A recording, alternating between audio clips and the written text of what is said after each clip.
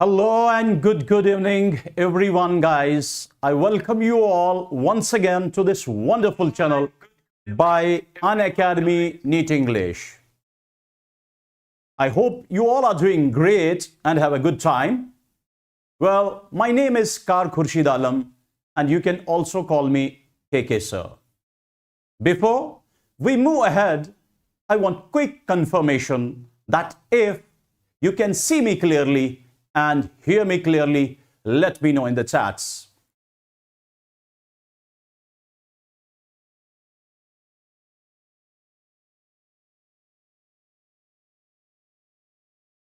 Let me know in the chats.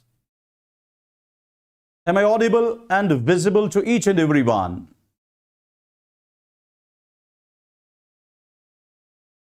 Okay. I believe we are live now and super excited to start today's session. As you know, in previous session, I have promised you all that we will deal with top 20 concepts of organic chemistry.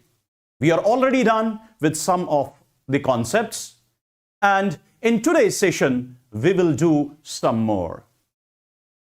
And I want once again ensure you that your NEET paper will be around these concepts. So I would want you all guys to be with me till end of the session.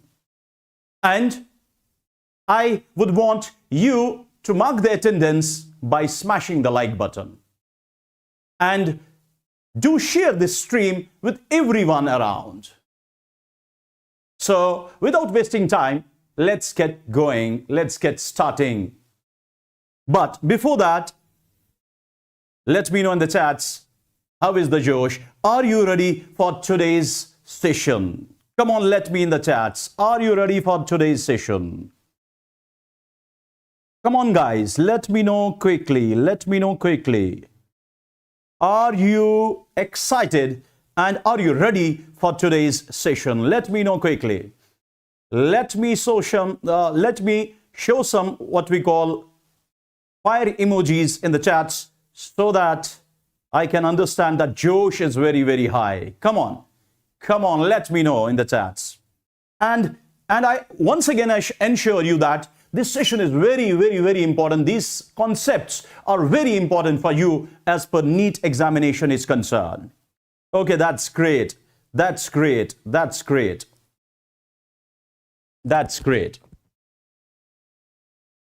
Okay then, let's get started. Our first concept of today's session is electrophilic substitution reactions of a phenol. As we know, phenol is having OH group over here, and we know this OH group increases the electron density of the ring. Increases electron density of the ring. Increases electron density of the ring due to plus R effect, or we can say due to plus R. So it increases electron density of the ring mainly at, due to plus R, mainly at ortho and para positions.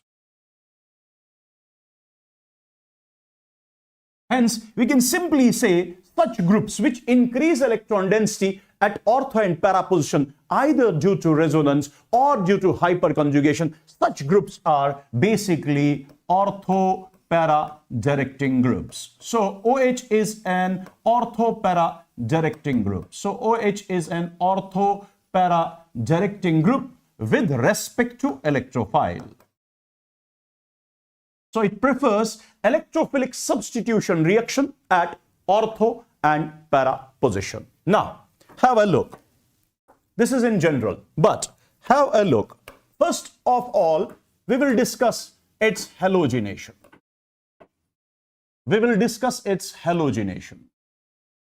So we are discussing here halogenation of phenol. Now have a look.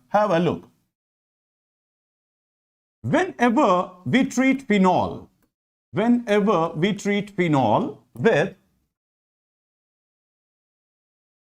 say for example, we treat it with a halogen, and that halogen is bromine, suppose.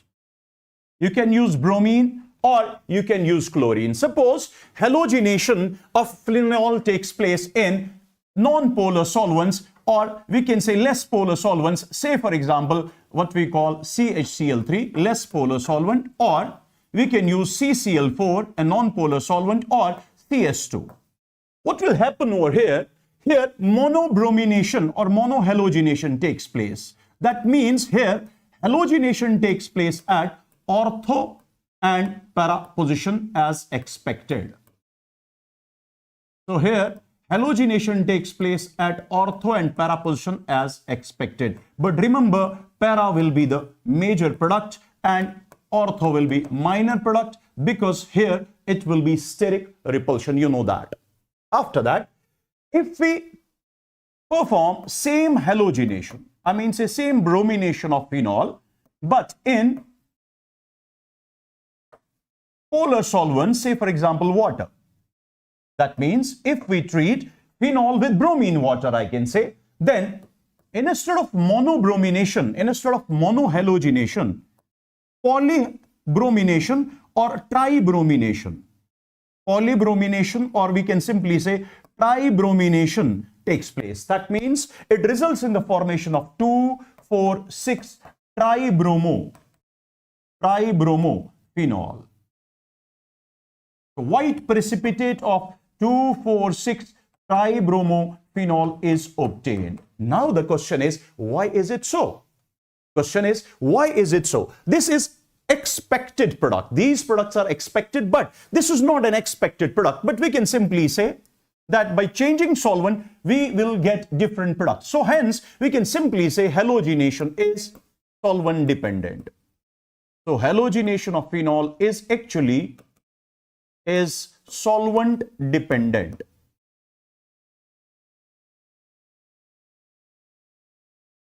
Now, if bromination of phenol takes place in less polar solvents, and that too at low temperature, it results in the formation of mono-bromo-phenol, either at ortho or at para, but para 1 will be the major. But in polar solvent like water, or if phenol is treated with bromine water, it results in the formation of 2,4,6 tribromophenol. Now the question is, why is it so? Have a look, my dear students.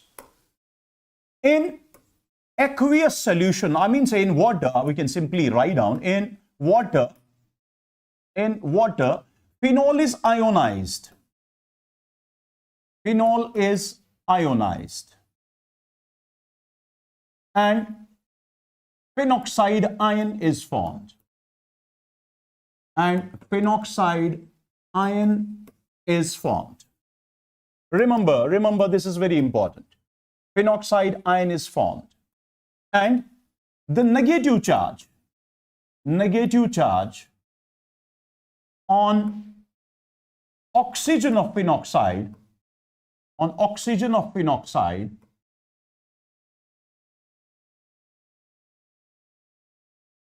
will donate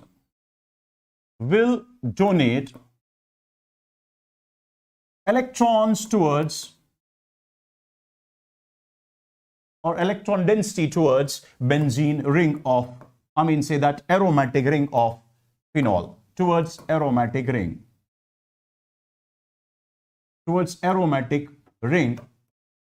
to large extent,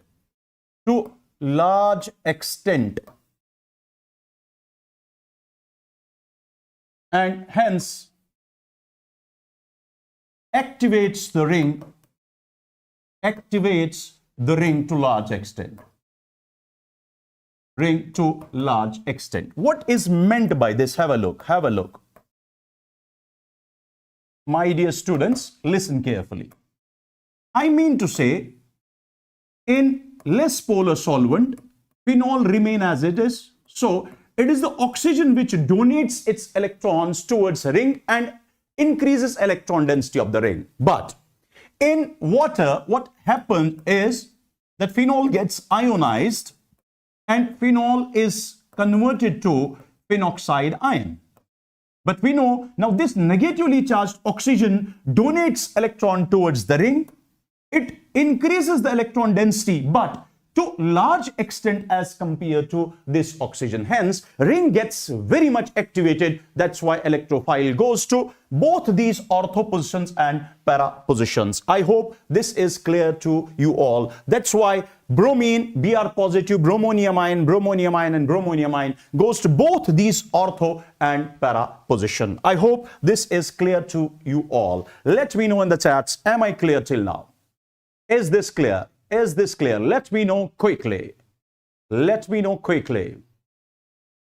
Let me know quickly. Is this clear? Is this clear? Because this is very important. It happens only if water is there. That means whenever phenol is treated with chlorine water, trichlorination will take place. Similarly, if phenol is treated with bromine water, tribromination will take place. Thanks for replying. Thanks for the response. Okay. Thanks for the response. After that, we will be having another what we call electrophilic substitution reaction, that is sulfonation. That is sulfonation of phenol. Have a look. If we talk about sulfonation, what is meant by sulfonation? Sulfonation means introduction of sulfonic acid group. Halogenation means introduction of halogen, and sulfonation means introduction of sulfonic acid group. Now, what will happen? Whenever phenol is treated basically with concentrated H2SO4, we can say it results in the formation of ortho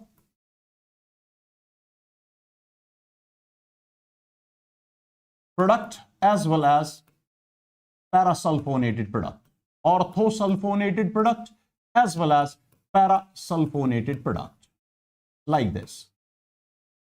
So this is, say phenol in which sulfonic acid is introduced at ortho position, and here sulfonic acid is introduced at para position. But you can write down this reaction like this so that this reaction will be understood more. But remember, this is a reversible reaction. Sulfonation is a reversible reaction. Have a look. If we write down like this, at room temperature, or what we call at 293 to 298 Kelvin, that means lower temperature, this ortho product is formed because its activation energy is low. Its activation energy is low. So this will be formed first, hence this is known as kinetically controlled product. After that, if temperature is increased, say for example 373 Kelvin, on treatment with concentrated H2SO4, remember this point, this is very, very important. At that time, major product will be, para product. Both products can be formed at this temperature, but as para is more stable product, this is thermodynamically controlled product, hence this is formed. But remember, this reaction is basically a reversible reaction.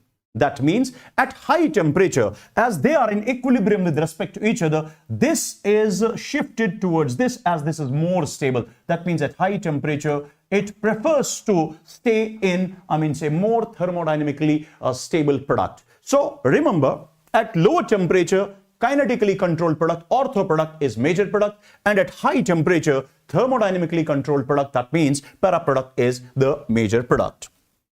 This is what we call sulfonation. After that, what you have to remember is, that is third reaction, that is nitration. Third reaction is nitration. Nitration means introduction of nitro group in, aromatic ring of phenol. So introduction of what we call nitro group. But remember, phenol can undergo nitration either with the help of dilute HNO3, or with concentrated HNO3. Now have a look. If we use dilute HNO3, it will result in the formation of ortho as well as para product. Orthonitrophenol and para-nitrophenol. But here, unlike sulfonation, unlike sulfonation, para product is, say more stable. Here, ortho product is more stable because of intramolecular hydrogen bonding. So this is because of intramolecular hydrogen bonding or chelation. This is more stable, hence this is major and this is the minor product. But if we use concentrated HNO3, if we use concentrated HNO3 or nitrating mixture, say concentrated HNO3 and H2SO4. If we use either concentrated nitric acid or concentrated H2SO4, what will happen over here? What we call concentration of NO2 positive generated from this is more, hence electrophile will be attached to ortho as well as para positions, resulting in the formation of 2,4,6-dinitrophenol. And this is commonly known as picric acid. The very important for you. This is very, say strong acid. Now, why this picric acid has been formed? Number one, as we know, this OH is more, say a strong activating group basically. It activates the ring. And second point, here nitronium ion, say electrophile concentration is more. That's why this will be formed. But remember, its yield will be low. It will be obtained in low yield. What is the reason why this is, say obtained in low yield? Reason is basically this acts as a strong oxidizing agent. It is a strong oxidizing agent. So what will it do? It can form more, it can form in addition to this picric acid, it can form, say oxidation product, benzoquinone and tarry products as well. So that's why its yield is less. But if we want to increase the yield of picric acid by, say from phenol, if we want to increase the yield of picric acid, then what we have to do is have a look. Then we have to first treat this phenol with sulfuric acid. We have to treat this phenol with sulfuric acid first. And it will form what we call two products. Say ortho sulfonated phenol, as we know, and parasulfonated phenol.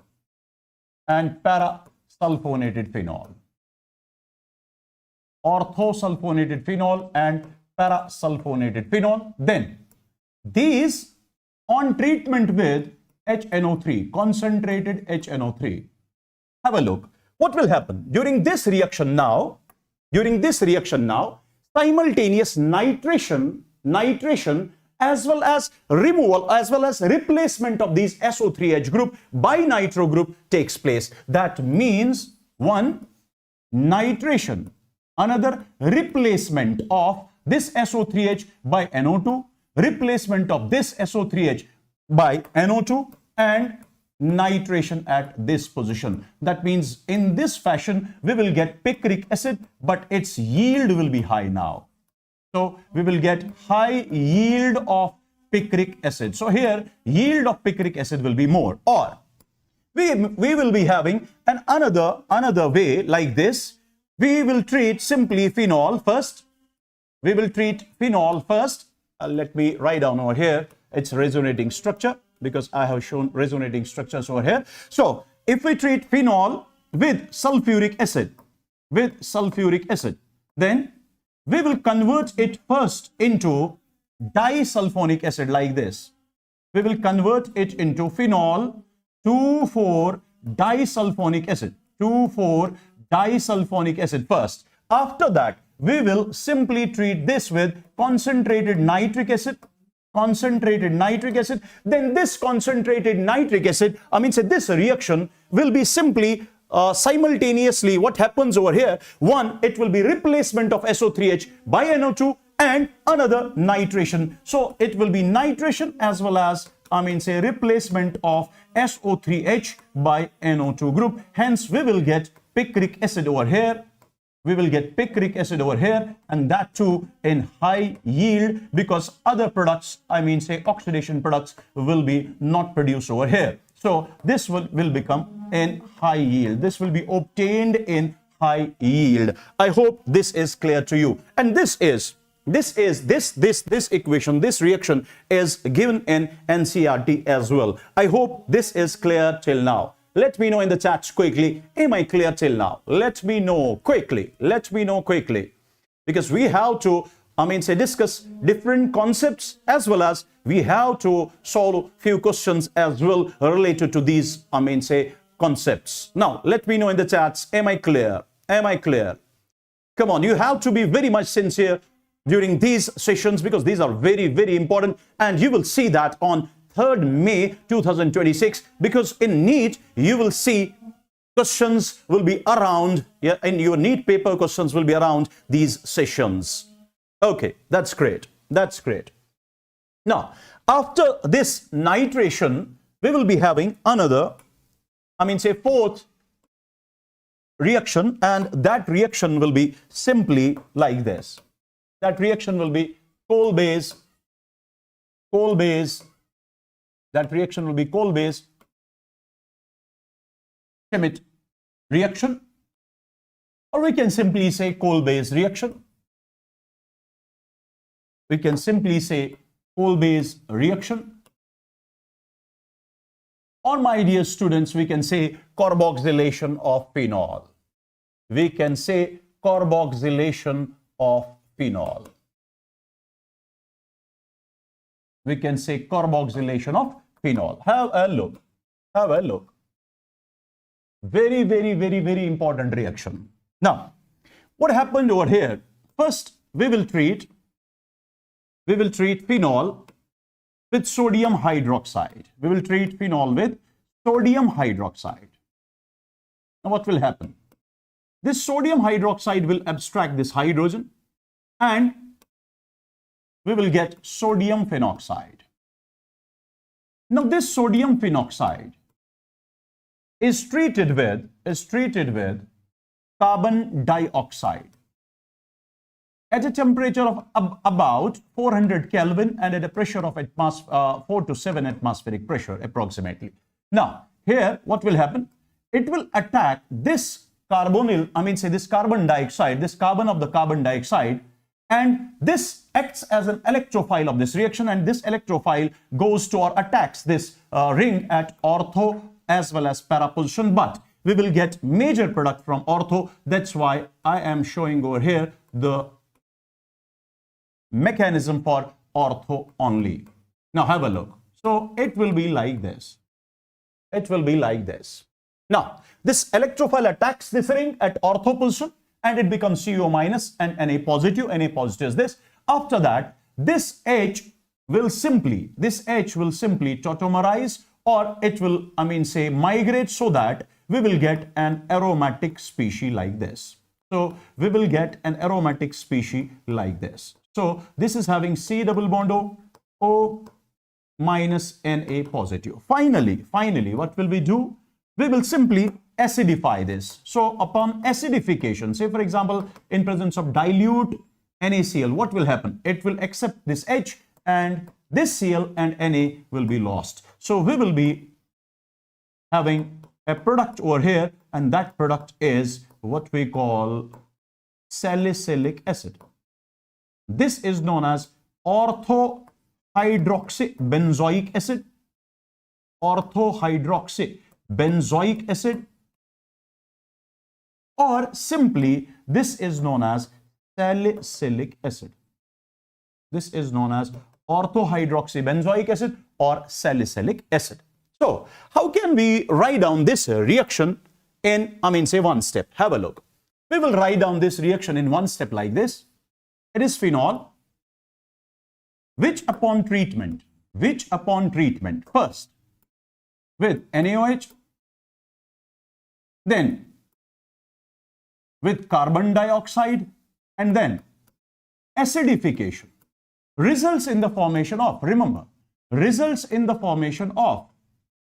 orthohydroxybenzoic acid as major product, and para-hydroxybenzoic acid as minor product. Para-hydroxybenzoic acid as minor product.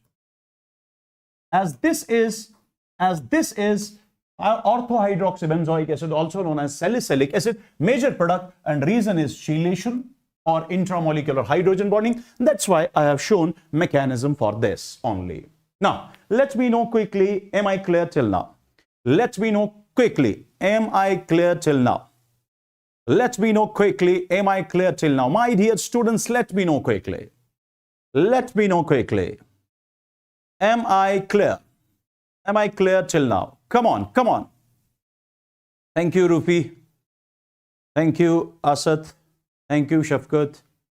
Thank you, Lavini. Okay. Okay, thank you everyone. Thank you, Aditya. Thank you, Asiba. Thank you, Nityasri. Come on, that's great. That's great.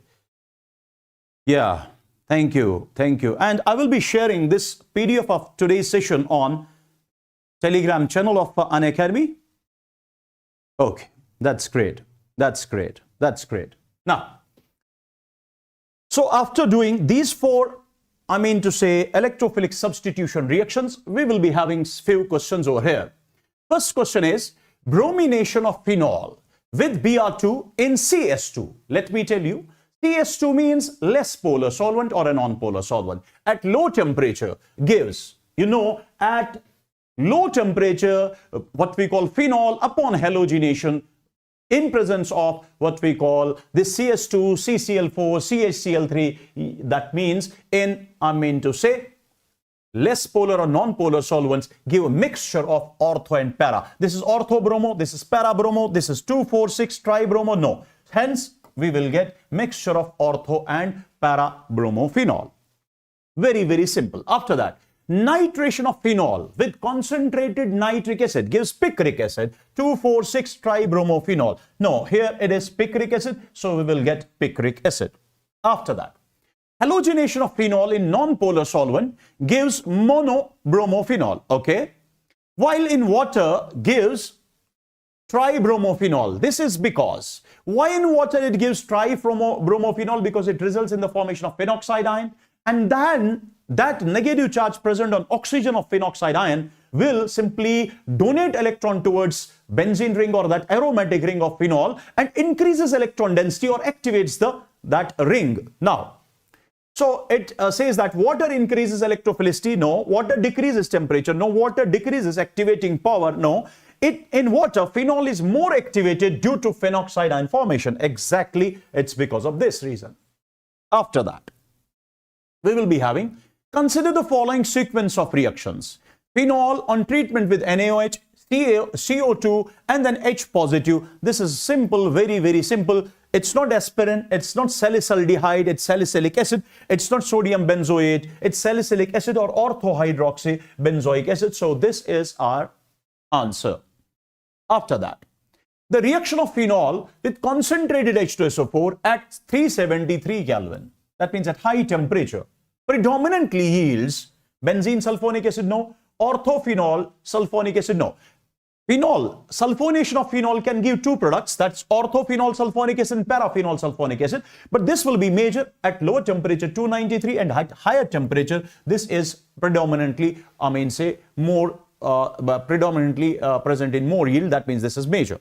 After that, in Kolbe-Schmitt reaction, electrophile that attacks the phenoxide ion. What is the electrophile of the reaction? Electrophile is carbon dioxide. So this was all about electrophilic substitution reaction of phenol. After that, match the following reactions of phenol with their major products. Come on. I want answer of this question from you. Write down the answer. I am waiting for your response. Write down the answer in chats quickly. Write down the answer in chats quickly. Yes, this is more than sufficient for organic, but your basics of organic should be very good. Otherwise, this is more than sufficient. Now, let me know quickly, which option, first, second, third, or fourth. Quickly. Try to solve the question. Come on, my dear students. Rufi Zan is saying 1. Okay. That's great. That's great. That's great. Navya is saying first option, sir.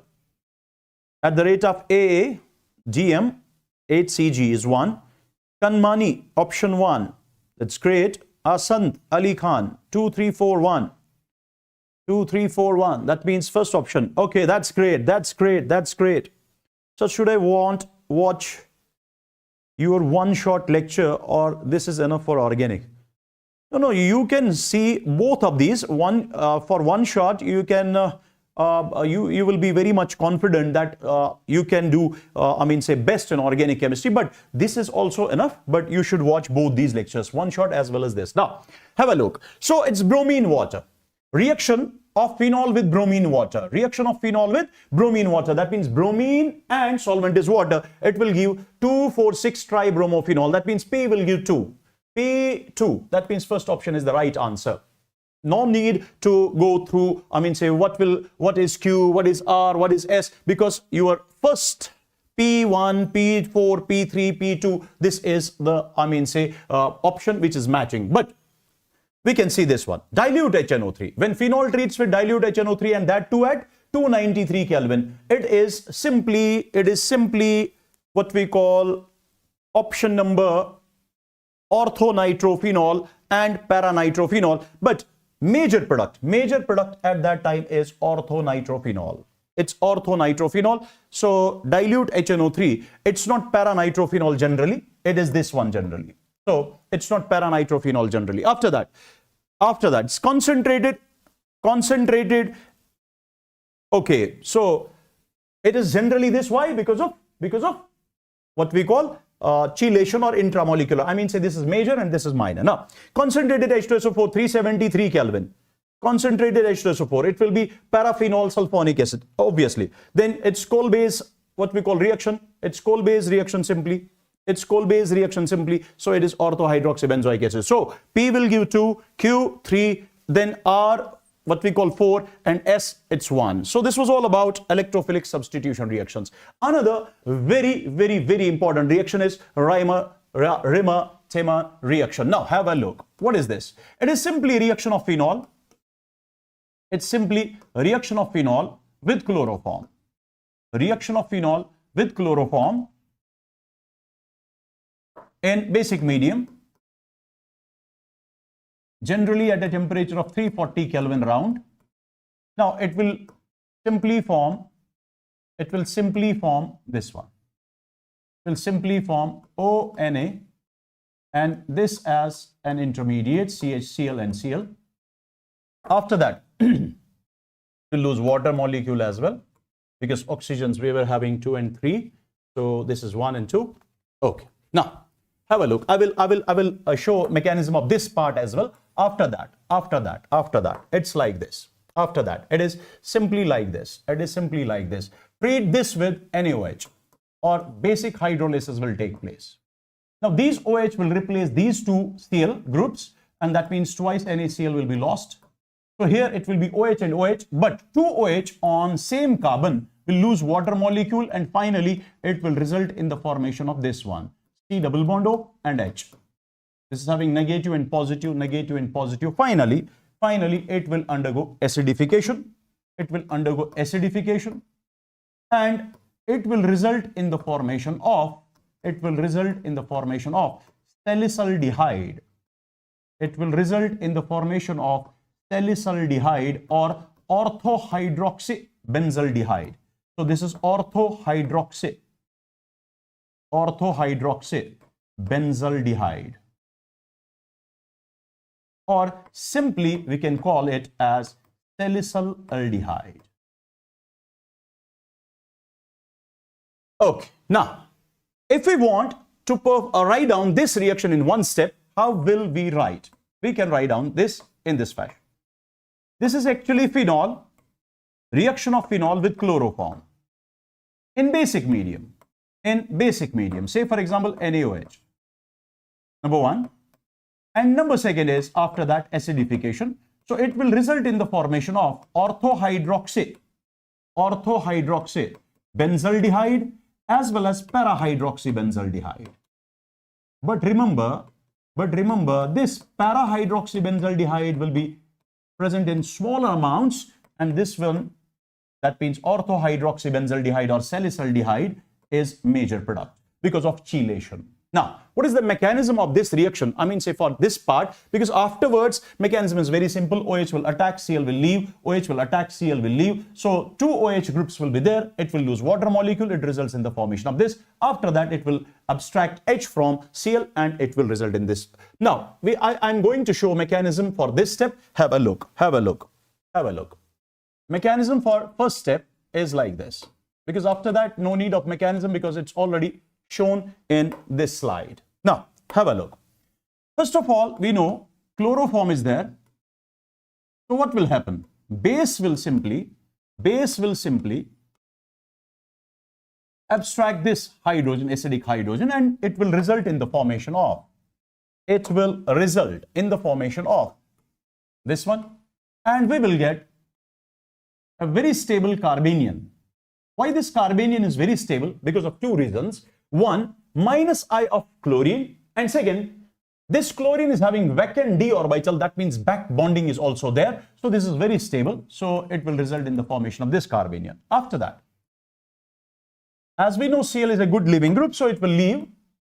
So this Cl minus and Na positive, NaCl will be formed. After that, we will get dichlorocarbene.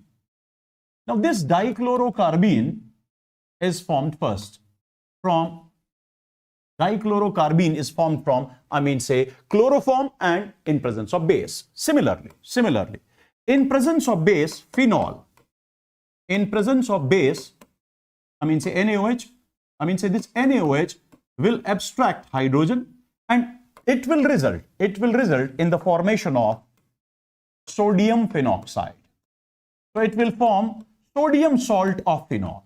Now, so base converts chloroform to dichlorocarbene and same base converts phenol to, I mean to say, sodium salt of phenol or sodium phenoxide. After that, that dichlorocarbene will attack because that is an electrophile of the reaction. So this dichlorocarbene reacts now. This dichlorocarbene reacts with, I mean to say, this ring. It can react from this ortho position or from para position, but it results in the formation of more stable product from ortho. That's why I will show the mechanism of that. Now, it will result in the formation of this one. Double bond O. Now, here it is H already there. After that, it is CCl2 having now, because it's a neutral species, when accepts electron, it acquires a negative charge. This negative charge species will accept this hydrogen and it will result in the formation of this one. It will result in the formation of this. So it is, my dear students, it's like this. Double bond, double bond, double bond. Then it is O having negative charge and Na positive there. And this is what we call CH, Cl and Cl. This is having, I mean, say, electrostatic force of attraction with sodium as well. So this is formed, have a look. This is formed over here. This. So I have shown the mechanism of this step. I have shown mechanism of this step. Have a look. Now, am I clear till now? Am I clear till now? Am I clear till now? Am I clear till now? Then the very, very important step is that this, I mean, say, point is, you have to note down this, that dichlorocarbene, this dichlorocarbene is an electrophile of this reaction. It's an electrophile of this reaction. Remember this as well. Let me know in the chats. Am I clear? Am I clear? Okay, that's great. So, sorry.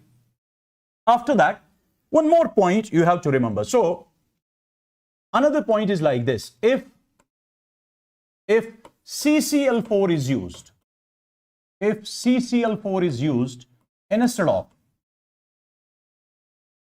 of CHCl3, then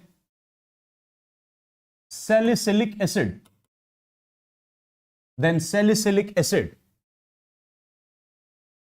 is obtained as major product. Obtained as major product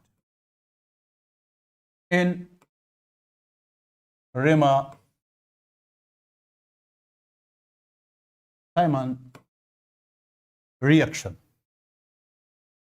instead of salicylaldehyde. So if someone asks you what is the major product of, I mean to say, Reimer-Tiemann reaction, you will always say that it is salicylaldehyde. But if he says if CCl4 is used instead of CaCl3, then what is the major product? At that time, major product is salicylic acid. Otherwise, major product is always what we call salicylaldehyde. Have a look. I mean to say, if you treat this phenol with CCl4, then what will happen? What will happen over here? Reaction takes place in presence of NaOH and at a temperature of approximately 340 Kelvin. Here NaCl and water will lose. Balancing the reaction. I will just write down the intermediate over here. Its intermediate will be O minus Na positive, and here it will be C, Cl, Cl and Cl. After that, these three Cl will be replaced by NaOH. By OH of NaOH or simply by base. So I will write down 3 times NaOH because 3 Cl are there. So I have to replace these 3 by OH. So I will write down like this. I will write down ONA, that means O minus and Na positive. Here it will be C, OH, OH, OH. I will erase this one.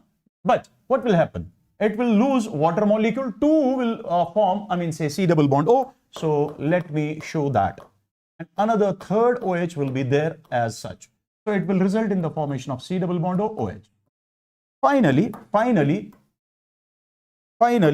acidification takes place. And it will simply abstract hydrogen and it results in the formation of orthohydroxy. It will result in the formation of orthohydroxybenzoic acid known as salicylic acid. Results in the formation of orthohydroxybenzoic acid known as salicylic acid. So orthohydroxybenzoic acid or salicylic acid here is the major product. Or you can write down this reaction like this. You can write down it in this fashion. It's OH plus CCl4 upon treatment with first base followed by acidification. It results in the formation of actually orthohydroxybenzoic acid as well as para-hydroxybenzoic acid. But para-hydroxybenzoic acid will be formed in very less amount. That's why this is minor. And salicylic acid or orthohydroxybenzoic acid is the major product because of chelation. Now, let me know clearly. Let me know in the chats. Let me know quickly. Am I clear? Am I clear till now? Am I clear till now? This is very, very important point. Point number 1, what is the major product of Reimer-Tiemann reaction? Second point, if CCl4 is used, then what will be the major product? Point number 3, what is the electrophile of the reaction? And point number 4, it can be what is the, intermediate of the reaction. This is the intermediate of the reaction. Okay, now, but if CHCl3, chloroform is used. But if someone says, if CCl4 is used, then what is the intermediate of the reaction? This is the intermediate. Now, this is the question related to Reimer-Tiemann reaction. Write down the answer of this quickly. Write down the answer in the chats quickly. Write down the answer in the chats quickly. I'm waiting. In Reimer-Tiemann reaction, the intermediate that attacks phenoxide ion is. Now, let me know. What is the intermediate? What is the intermediate? Exactly. That's great. It is obviously option number 3. That's great. Now, next one. Which of the following is not formed in Reimer-Tiemann reaction of phenol? Orthohydroxybenzaldehyde, para-hydroxybenzaldehyde, meta-hydroxybenzaldehyde, salicylaldehyde. Which is not formed? Come on, answer the question quickly. Rufizan is very correct. Ajay is correct. Pawan is correct. Exactly. Nityasri is correct. Nice. Shruti is correct. That's great. Kanmani is correct. That's great. Navia is correct. Nithin is correct. Chrissy is correct. Jina is correct. Come on, come on. Come on, come on, come on, come on. Okay, that's great. That's great. Meta is not obtained. After that, next option is, which of the following is formed as major product in Reimer-Tiemann reaction of phenol if CCl4 is used instead of CHCl3? Is this salicylaldehyde? Is that para-hydroxybenzaldehyde? Is that para-hydroxybenzoic acid? Or is that salicylic acid?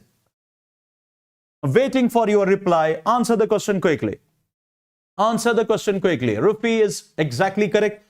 Rufi is correct exactly. Yes, Deepika is correct. Nice.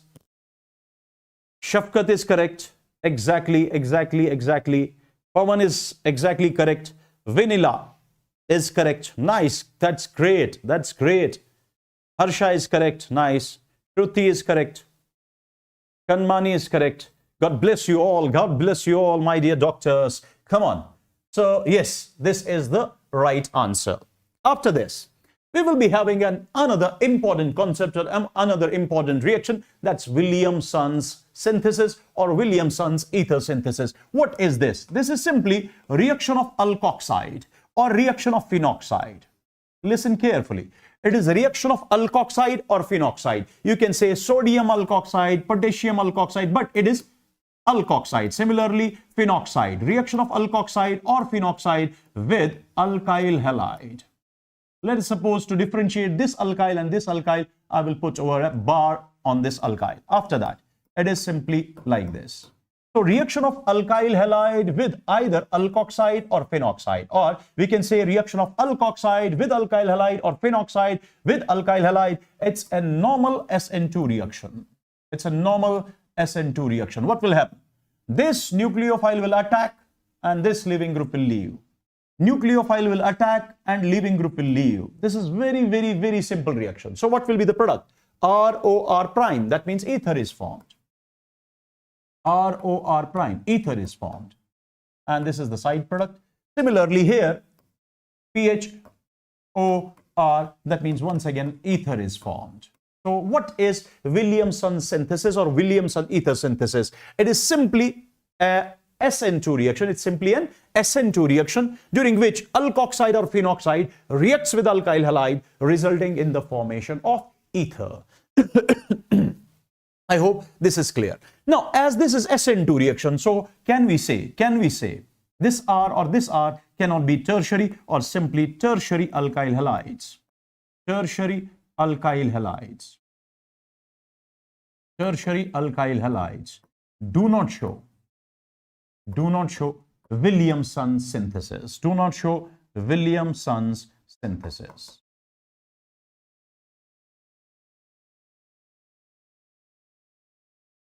And rate for the, rate of this reaction is simply, what will be the order of rate of this reaction? It will be 1 degree alkyl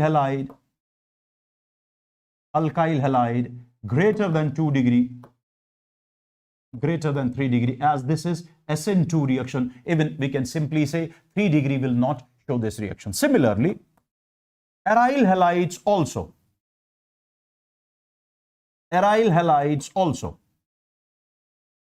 do not show this reaction.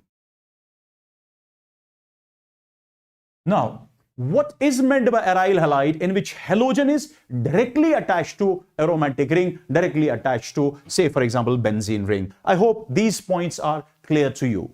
These points are very much clear to you. Let me know in the chats. Am I clear? Am I clear? Let me know in the chats. Let me know in the chats. Yes, vinyl halide will also not show. I mean to say, in which halogen, in which halogen is attached to that carbon which forms double bond. Whether it is vinylic carbon, whether it is arylic carbon, they will not show. Why? Reason is simple. Reason is simple because in such cases, this CX bond is very much strong due to partial double bond character. Because of partial double bond character. That's why they will not show this reaction. Exactly. So our halogen must be attached to sp3 hybridized carbon, whether it is alkyl, whether it is benzyl. Exactly.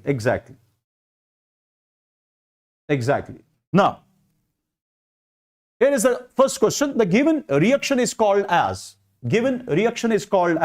let me know.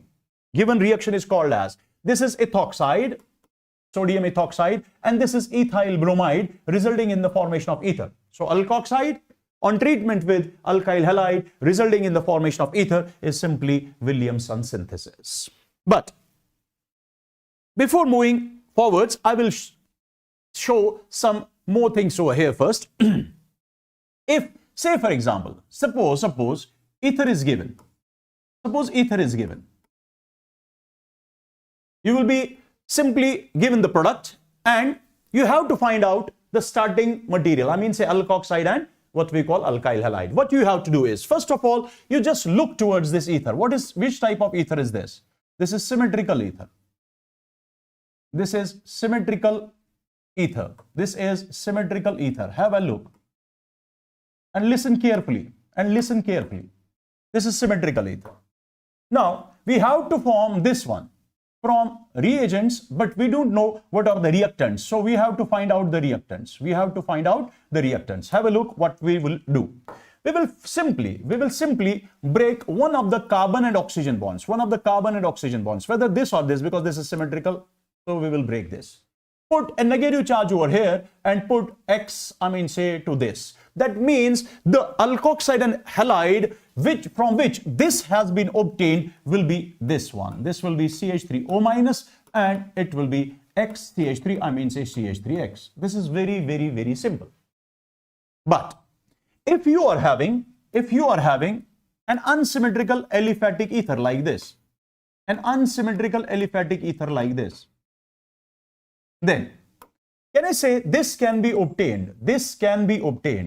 Have a look and listen carefully. This can be obtained either by breaking this bond, but if I break this bond, then this is having negative charge. This will acquire, halogen. This is the trick.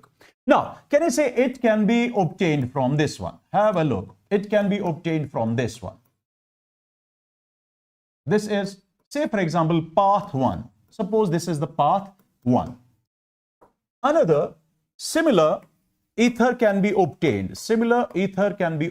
Have a look and listen carefully. This is very important point. Listen carefully. Similar, this ether can be obtained by breaking this oxygen and carbon bond. Then this will acquire negative charge and put X or give X to this carbon. Then what are the alkoxide and alkyl halide over here from which this has been obtained? It's like this. Now listen, alkoxide or phenoxide acts as a nucleophile, that means reagent. Our substrate is this one. Remember, you know, because we have discussed SN2 reaction, that rate of SN2 reaction is inversely proportional to steric crowding. It's inversely proportional to steric crowding at alpha or beta positions of the substrate.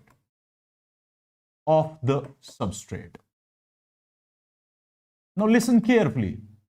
Suppose this is path 2. Now both paths can be, you can form this by this path, or you can form this by this path as well. But which one is more preferable path? Listen carefully. Which one is more preferable path? Have a look. This nucleophile has to attack on this alpha carbon, and this nucleophile has to attack on this alpha carbon. But in this alpha carbon, there is, less crowding as compared to this, because this alpha is having alkyl group CH3 as well. So, where in these two cases, where substrate is having less steric crowding, let me know in the chats quickly. In first case or in second case, where steric crowding is less, let me know in the chats. In first or second? In first or second? Where steric crowding is less? Is this less in first case or is this less in second case? Exactly in second case. Now have a look. When steric crowding is less, rate of SN2 will be fast. Can I say now path 2 will be followed? path 2 is preferred over path 1. Suppose in exam, question is like this, that this can be formed from, first option is this, second option is this, both are correct. But you have to choose only one. Then you will choose this one because this is more preferred path. Because here, steric crowding at R substrate at alpha position is less. I hope this is clear. Similarly,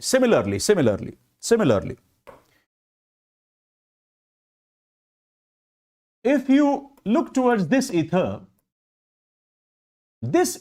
can be obtained from Williamson synthesis only and only, this can be formed from Williamson synthesis only and only if one of this, I mean say, because either you will break this one and give oxygen to this and X to this, or you will break this one, give oxygen to this and X to this. As this is symmetrical, now break only one carbon and oxygen bond, either this one or this one. Then can I say this can be formed only and only if a reaction between this tertiary butyl oxide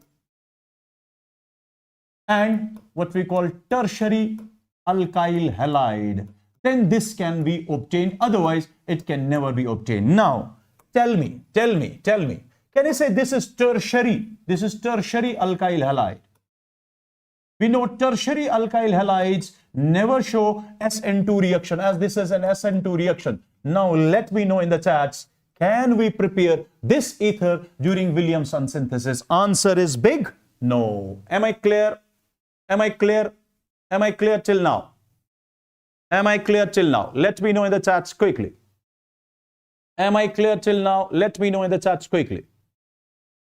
Let me know in the chats, my dear lovely students, clearly. Okay, that's great. Similarly,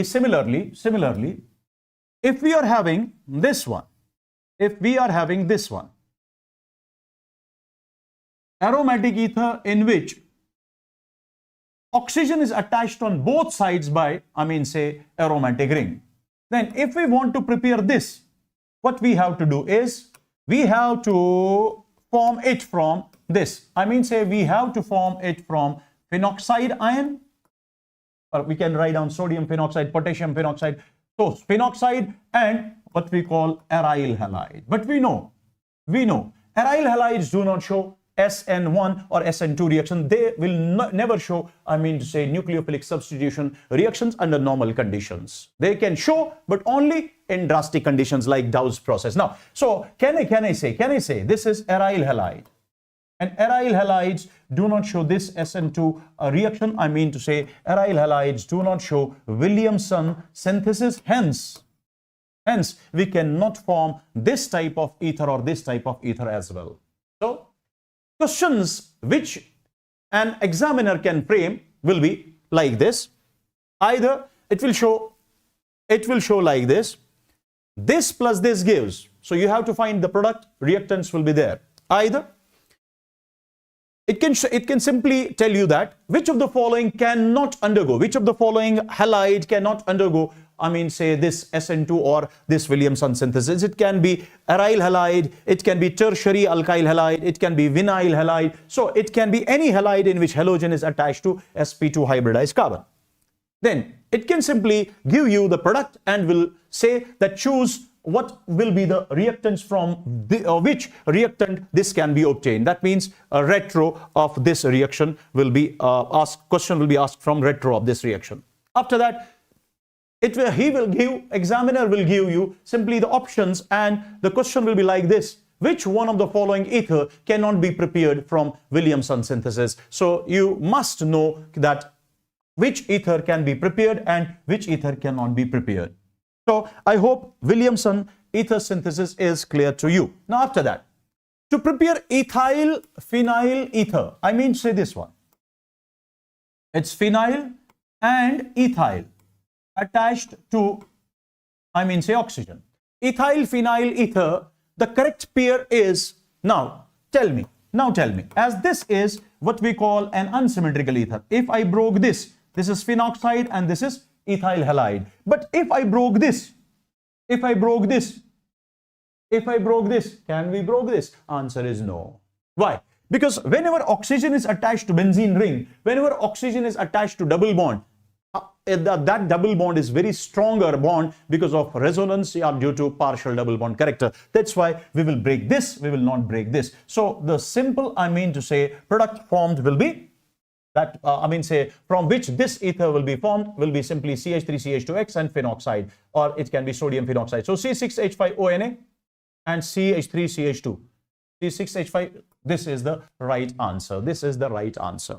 Or suppose we will break this. Suppose we will break this. Then it will be ethoxide and aryl halide. Aryl halide never shows SN2 or Williamson's ether synthesis. After that, Williamson synthesis fails when alkyl halide is 1 degree, no. Alkyl halide is 2 degree, no. Alkyl halide is 3 degree, yes. Both 1 degree and 2 degree, no. So the answer is alkyl halide is 3 degree, that means tertiary. After that, we will be having another reaction, that is, another question, that is Williamson synthesis is an example of SN1 reaction, E1 reaction, SN2 reaction, E2 reaction. Obviously, it's an example of SN2 reaction. After that, my dear lovely students, question is like this. Identify Z in the sequence reactions. Have a look. This is an alkene, an unsymmetrical alkene. Remember, this is an unsymmetrical alkene. This is an unsymmetrical alkene.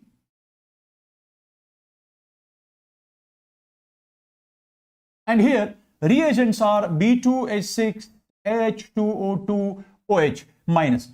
We have already discussed this reaction in previous session. This is known as hydroboration oxidation. And during hydroboration oxidation, we have to add water. But according to anti-Markovnikov's rule. So we have to add water across this carbon-carbon double bond, add water across carbon-carbon double bond. But listen carefully, it is according to anti-Markovnikov's rule. That means first we must know what is Markovnikov's rule. Markovnikov's rule says, as our water is our addendum, this is the molecule that we want to add across carbon-carbon double bond. Markovnikov's rule says negative part of water, that means OH minus, goes to that carbon-carbon double bond which is having lesser number of hydrogen. That means OH should go to this, H to this. This is according to Markovnikov. But we have to add water according to anti-Markovnikov. That means we will simply shift H to this, OH to this. That means negative part of water goes to that carbon-carbon double bond which is having more number of hydrogens. That means this Y will be this one. It will be CH3, then CH2, then it will be CH2, then it is CH2OH. Why OH goes to this position? Because this was carbon-carbon double bond having more number of hydrogen. So this is anti-Markovnikov's product of addition of water. Now after that, this Y is treated with Na. Listen carefully. Whenever alcohol is treated with Na, Na will act as a base and it will remove this hydrogen. So hydrogen gas will be removed. After that, we will get CH3, CH2, CH2, CH2 and O minus Na positive. So we will get alkoxide or sodium alkoxide from what we call alcohol. After that, that is treated with C2H5. C2H5 means CH3CH2 and then Br. It will simply attack this carbon to which Br is attached, and Br will be lost in the form of Na and Br. Na positive, Br minus. So we will get CH3, CH2, CH2, CH2. That means 4 carbons will be here on left side of this oxygen, or right side on one side of oxygen, and on another side it will be CH2, CH3. That means ethyl. So it is ethyl and N-butyl ether. Have a look. This is N-butyl and ethyl ether. So this is the right option. This is not the option. This is, not the option. This is not the option. This is not the option. Yes, this is the right option. So we have used first what we call hydroboration oxidation. That means anti-Markovnikov's addition of water across carbon-carbon double bond. Then we treat that with sodium, resulting in the formation of alkoxide. After that, this is Williamson ether synthesis. I hope this is clear till now. Let me know in the chats quickly. Am I clear? Am I clear till now? Exactly. One is the right answer. Rupi, Ajay, exactly. Exactly, everyone, exactly. Okay, that's great. That is great. Oh, nice, nice, nice, nice. After that, we will be having another very, very, very important reaction, that is reaction of ether with HX. Have a look, have a look. Whenever you are having a symmetrical aliphatic ether, so this is symmetrical aliphatic ether, or I will write down this is symmetrical ether, but this is aliphatic symmetrical ether. When this is treated with HX, what will happen over here? What will happen over here? Have a look, have a look. It will simply, trick is simply like this. As this is symmetrical ether, what we have to do is just broke one bond between oxygen and carbon, but one bond only, either this carbon or this carbon. Say for example, I will broke this one. Give H to oxygen and give halogen to this carbon. Now, what will be the product? Very, very, very simple. Product will be ROH and then RX. Suppose we are having a simple example like this, CH3O CH3 plus HX. What will happen over here? As this is symmetrical aliphatic ether, what we have to do is we will break one of the bonds of carbon and oxygen, one of the carbon-oxygen bond, then give hydrogen to oxygen and give halogen to carbon. Now, what will be the product over here? It will be CH3OH plus CH3X. Similarly, if we are having another example like this, this is also symmetrical ether, but this is cyclic now. Now, what will we do over here? Have a look. We will simply break one oxygen carbon bond, either from this side or from this side, and we'll give H to this, X to this. First of all, remember this is one carbon, second carbon, third carbon, four carbon. So total number of carbons are what we call 4 over here, and you will write down the product like this. You will write down the product like this. First of all, show 4 carbons. Then to one carbon it is OH attached, to one carbon it is OH which is attached, to another carbon it is X which is attached. So it should be like this. It should be like this. But this reaction generally takes place at high temperature 373 Kelvin. So this is what we call, if symmetrical ether is given and it reacts with HX, what will happen? After that, my dear lovely students, if you are having an unsymmetrical, if you are having an unsymmetrical, if you are having an unsymmetrical aliphatic ether, first of all, I will show aliphatic ether. After that, I will say what will happen in aromatic ethers. Now, whenever you are having ether like this, then you have to remember this one.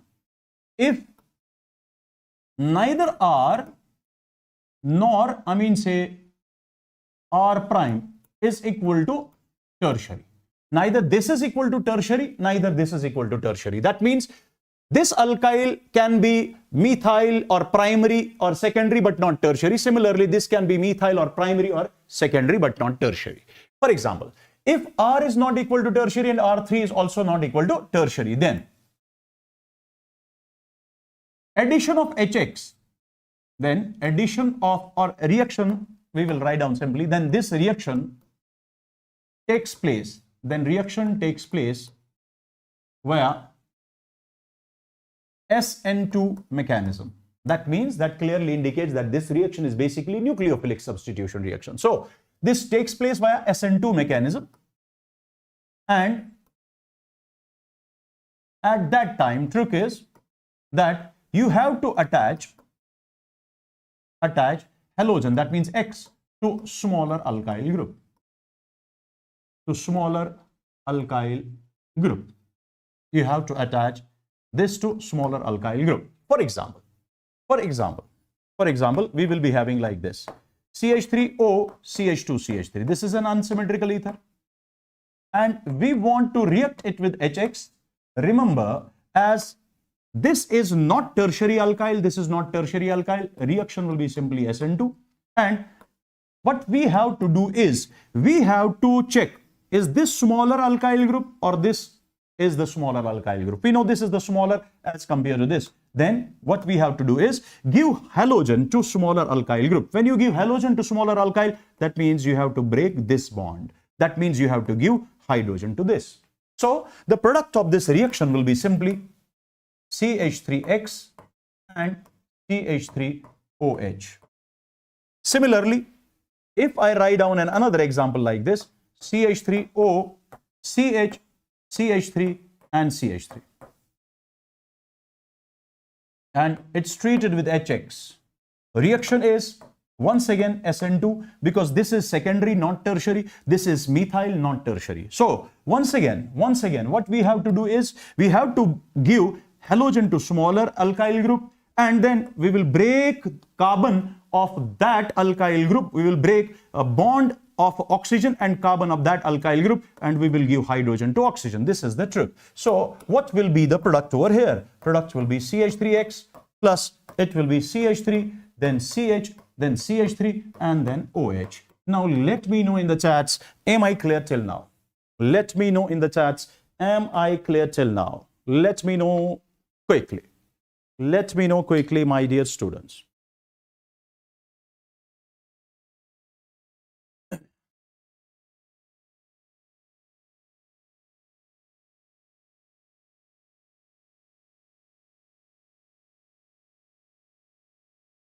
Is this clear? Is this clear, my dear students? Okay, this is clear. This is clear. Okay, that's great. That is great. That is great. Now, second thing you have to remember is, if R is tertiary or R prime is tertiary, that means either R is tertiary or R prime is tertiary or both are tertiary, but this is having unsymmetrical ether. Say for example, when these are amines say tertiary, at that time reaction takes place via SN1. At that time reaction takes place via SN1 mechanism. Takes place via SN1 mechanism. I'm not showing the mechanism. I am simply saying you the truth. Now, so say takes place via SN1 mechanism, and that at that time you have to attach halogen to the larger alkyl group. Very, very, very simple truth. Now, for example, if we will be having like this, suppose we are having an example like this. CH3, then it is C, then it is CH3, then it is CH3, then it is CH3. What will happen if it is reacted with HX? What was the trick? Trick was, if one of the groups on one of the sides of say this oxygen in ether is tertiary, at that time reaction takes place via SN1 mechanism.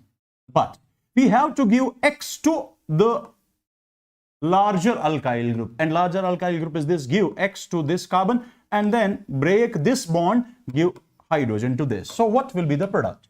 Product will be simply CH3OH, and it will be CH3, then C, then CH3, then CH3, and then it is X. Now, is this clear? Is this clear? Is this clear? Let me know quickly. Is this clear? Let me know quickly. This is very, very, very important, session. These sessions are very important. I once again tell you that your NEET paper will be around these concepts only. Okay, that is great. Ajay, thank you. Thanks for responding. Shafkat, thank you. Okay, Chandu, thank you.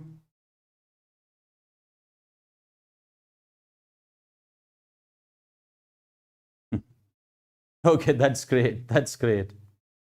That is great. That is great. That is great. Okay. Now, is this clear? Is this clear? Is this clear now? After that, if our symmetrical ether, remember, if our symmetrical ether, but aliphatic one, or unsymmetrical ether, but once again an unsymmetrical one. symmetrical or unsymmetrical, but both must be aliphatic. So if a symmetrical ether or unsymmetrical ether, but both aliphatic or treated with, remember, excess of HX. Excess of HX. I have shown if 1 mole of HX reacts. Now, if 2 moles will react, that means excess of, or more than 2 moles, that means excess of HX will react. Then what will happen? Whether it is symmetrical or unsymmetrical, trick is same. Just broke this bond, give what we call X to this, H to this. Broke this bond, give X to this and H to this. Similarly, you have to break this bond, give X to this, H to this. You have to break this bond, give H to this and X to this. This is very, very, very easy. But both these bonds will be broken only if HX is in excess. That means there will be no alcohol formation taking place at all, because that alcohol will react with another HX molecule and it will result in the formation of alkyl halide. So here it will be alkyl halide twice and it will be H2O. Similarly, it will be Rx and R prime X plus H2O. For example, but these tricks are applicable for aliphatic ethers only. These are aliphatic ethers only, because I have not touched aromatic ethers yet. Now, suppose we are having examples like, suppose we are having CH3O CH3. Suppose we are having CH3O CH2 CH3. Suppose we are having CH3O CH CH3 CH3. Now, what will happen? What will happen over here? What will happen over here? HX is in excess. It's in excess. So, in presence of high temperature, what will happen? What will happen? What we have to do is break this bond, give X to this, H to this. Break this bond, give X to this, H to this. You have to break this bond, give X to this, H to this. Break this bond, give H to this, X to this. Similarly, break this bond, give X to this, H to this. Break this bond, give X to this and H to this. So what will be the product of first reaction? It will be CH3CX plus H2. Here it will be CH3X plus CH3CH2X and H2. Here it will be CH3X, then it will be CH3CH3 and X. Now, let me know quickly, am I clear till now? Let me know quickly in the chats, am I clear till now? Let me know quickly, I'm waiting. The goat of organic chemistry. Okay, oh, thank you very much. Thank you very much for appreciating me. Very much obliged. Very much obliged. Thank you, beta. At the rate of Omar Unfiltered. Thanks. Oh, it means a lot, means a lot. Means a lot. And let me tell you, student is an identity of a teacher. So you just work hard. Your organic chemistry must be very much strong. Then I'm a real teacher. Otherwise, I'm no one. You have to work. You have to, work like we want, like your parents want. Okay. Okay, that's clear. Now, if you are having an aromatic ether, say for example, what is meant by aromatic ether? First, let me tell you, aromatic ether means oxygen is directly attached to, say aromatic ring or benzene ring, like this. This is aromatic ether. This is aromatic ether. Have a look. Whether you react it with HX or whether you react with HX excess. What will happen over here? Have a look. As we know, the bond between oxygen and carbon here is difficult to break. Second, if this abstracts H, say for example, it breaks this bond, it will result in the formation of a phenyl carbocation, which is highly unstable. This reaction either takes place with whether SN1 or SN2. Now, listen carefully. If reaction takes place by SN1, it has to form a stable carbocation, but aryl part cannot form stable carbocation. Second, we know X minus cannot attack this position or this position, as these positions are already electron rich and it will repel coming what we call nucleophile. So there will be no reaction at all. So this type of aromatic ether do not show the reaction. Now, if we are having an aromatic ether like this, in which oxygen on one side is attached to aromatic, say carbon, and or aromatic ring, on to other side it's attached to sp3 hybridized carbon. Listen carefully. When we are having this type of ether in which oxygen is attached on directly to aromatic ring on one side, and to another side there is sp3 hybridized carbon like this. This is sp3 hybridized carbon. This is also sp3 hybridized carbon. At that time, what will happen? What will happen? What we have to do is, we have to do simply, listen carefully. If we take reaction with HX or HX excess, first I will show what will happen if reaction is treated with HX. Now, have a look. You have to break this bond. You have to break this bond because this bond is difficult to break. This bond is difficult to break. Now, give X to this and H to this. That means in such ethers, aromatic ethers, one of the product is always phenol. One of the products is always phenol. Now, if I treat this, if I treat this with another HX, if I treat it with another HX, what will happen? This cannot react with HX because X cannot replace X because they are similar type of nucleophiles. Say for example, this CH3I, this is HI. So no need to react this with this. Then after that, this must have to react with this, but it is difficult to break this bond. That means product remains as such. Product remains as such over here. That clearly means if you take HX or you take what we call HX in excess, product will be one and the same over here. Now, first of all, we will take HX. Now, tell me which bond should I break? We should break bond between oxygen and sp3 hybridized carbon. That means this one. Bond between oxygen and sp3 hybridized carbon. That means this one. Give X to sp3 hybridized carbon and give H to oxygen. So one of the products will be phenol. One of the products is phenol. Whenever phenol is the product, it cannot react further with HX. It remains as it is. Another product is like this. Another product is like this. It will be simply benzyl halide. It will be this benzene ring or phenyl ring. After that, it will be, let me show here, this one. Let me show over here the aromatic, it's hybrid. Let me show over here. Let us suppose this is also its hybrid. Then it is like this benzyl, this phenyl ring. Then it is CH2, and to CH2 it's X. That means benzyl halide. So if you use HX in excess, still product will be same. Product will be same. Now, if you write down like this, now oxygen is, have a look. Oxygen is attached to carbon, which is sp3 on right side and sp3 on left side. That means this is not the type of these aromatic ethers, because aromatic ethers, one of the product is always phenol.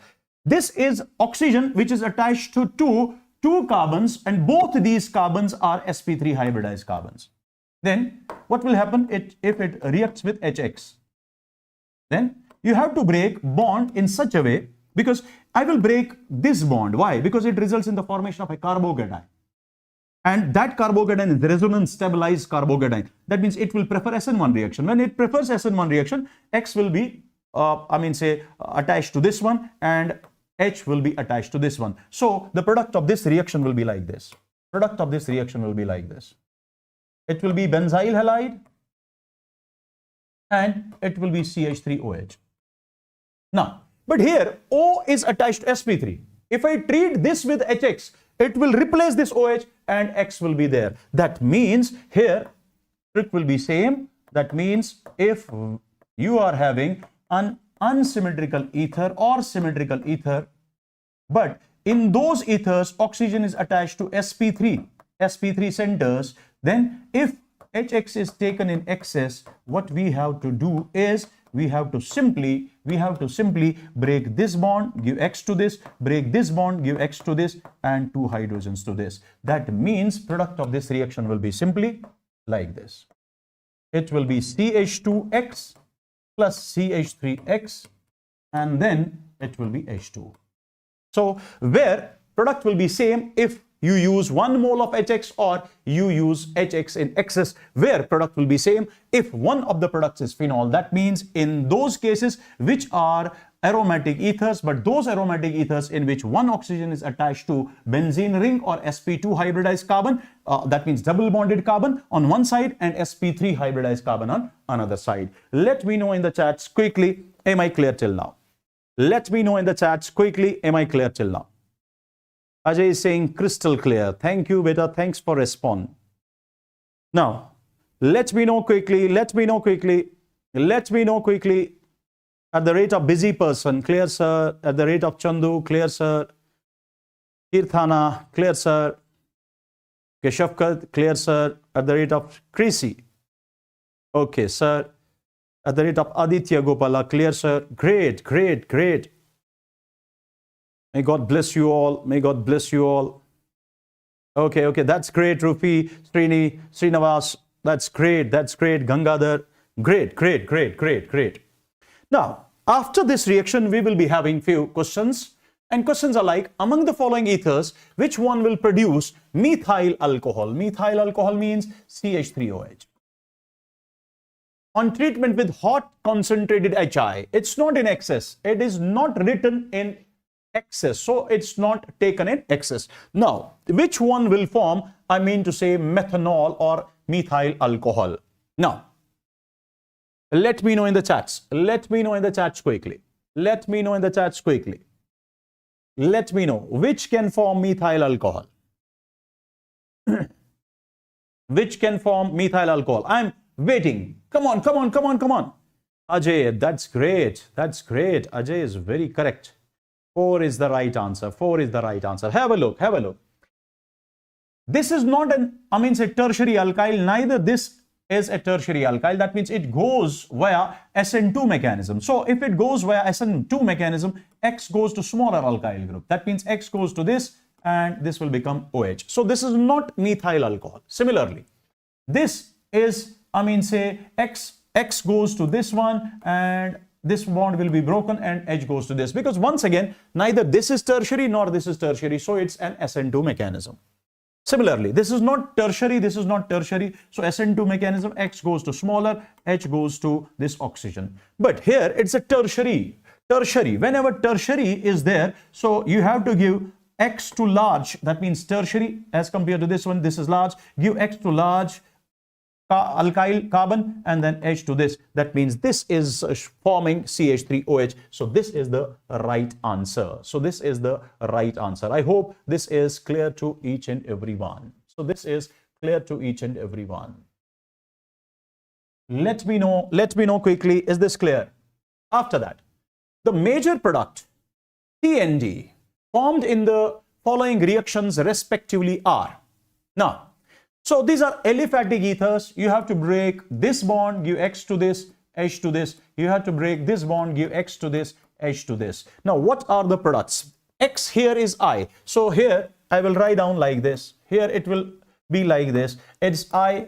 So CH3, CH2I and ICCH3 whole 3. So where is the product? CH3, CH2, CH2I. So first is the right answer. I hope this is clear. Okay. After that. Question is like, consider the following reactions with HI. Identify the products. We have to identify A and B. Now have a look. This oxygen is attached to carbon-carbon double bond. That means we cannot break this bond. So we will break this bond. We will give H to this and X to this. But what is X? X is I. Now, what are the products? One of the products is benzyl iodide and another is phenol. So benzyl iodide and phenol, it is like this. So A is benzyl iodide and B is phenol, or A is phenol, B is iodide, benzyl iodide. I mean, say these two products will be obtained over here. So this is very, very, very easy reaction. After that, let me know. I want to see the product. I want to see the product of this reaction. Which of the following is the correct answer? Quickly, quickly. I am waiting. I am waiting. Which of the following is the correct answer? This is the question of AIMS. Come on. This is the question asked in AIMS. Because our level of, preparation should not be very low. Our preparation should be above NEET, slightly above NEET. It should be like that of JEE mains, or slightly more than that, but not less than that. Come on. Come on, come on. Tell me the answer. Come on, tell me the answer. Tell me the answer. Have a look, have a look. HI is taken in excess. So this is carbon, which is sp3 hybridized, sp3 hybridized. So I will break this. I will give I to this, H to this. I will break this. I will give I to this, H to this. That means here it should be CH2I. So it is not the product. It's not the product. So among these, product will be one of them. After that, this is oxygen attached to carbon-carbon double bond here, and here it is carbon-carbon single bond. So I will give H to this and I to this. So here it should be OH, that means phenol. Because phenol, once formed, on treatment with excess of HX, it remains unaffected. So our answer should be 4. So 4 is the right answer of this question. Now, after that, this is once again a simple question, and this will be an assignment, or you can say this will be a home task for you. After that, we will be having another concept or another reaction, and that reaction is known as Aldol condensation. Have a look what is meant by Aldol condensation. But before that, let me tell you that Aldol condensation is actually of two types. One is acid catalyzed and another is base catalyzed. One is acid catalyzed, another is base catalyzed. But the questions asked in NEET or JEE mains related to aldol is because of base catalyzed aldol condensation. That means this is not important for us. After that, this base catalyzed aldol condensation is basically of two types. One is intermolecular. One is intermolecular. And my dear students, another is intramolecular.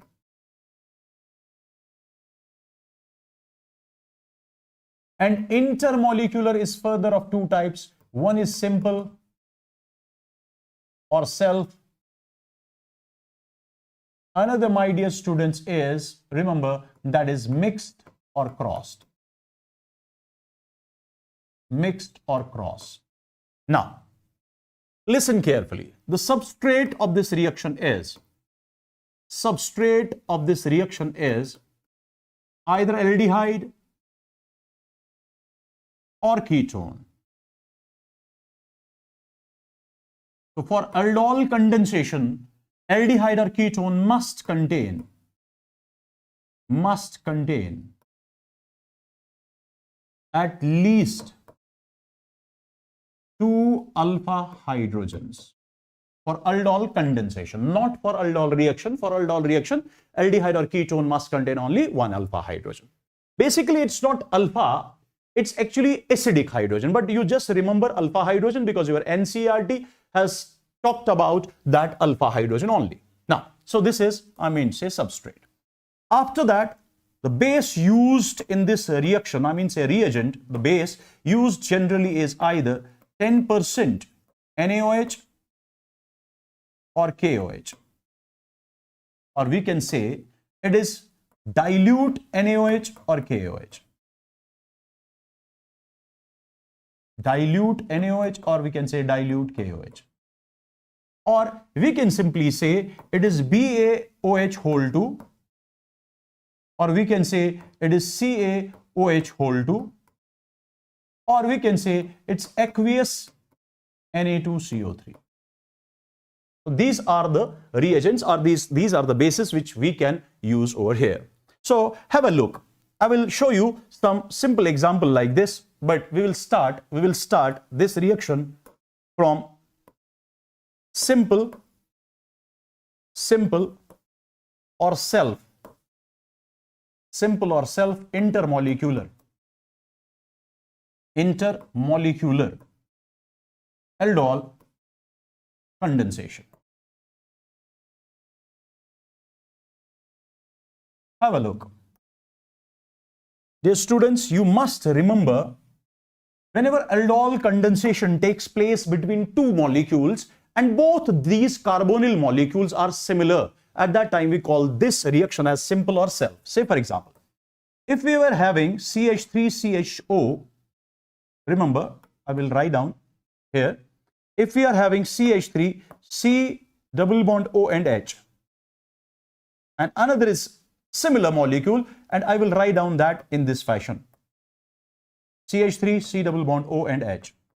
Why like this? Because I have to show here one alpha hydrogen. Here are three alpha hydrogens, but I will show bond between alpha carbon and one alpha hydrogen, so that I can use simply a trick over here. What is the trick? Have a look. If reaction takes place in presence of OH minus, but without heat, OH minus can be of this one, this one, this one, this one, this one, or this one. Sir, where is OH over here? It's basically Na2CO3 plus water that can also form NaOH, so OH is there. Now, without heat, what we have to do is, we have to first of all write down partial negative and partial positive, because we know carbon is slightly more electronegative, so this is the trick. Similarly, at this position, this is partial positive, this is partial negative. So what we will do is, we will give this partial positive to partial negative and partial negative to partial positive. That means we will form a bond between this carbon, and we will give this hydrogen to this oxygen, and we will simply form a single bond between carbon and oxygen. Now, have a look.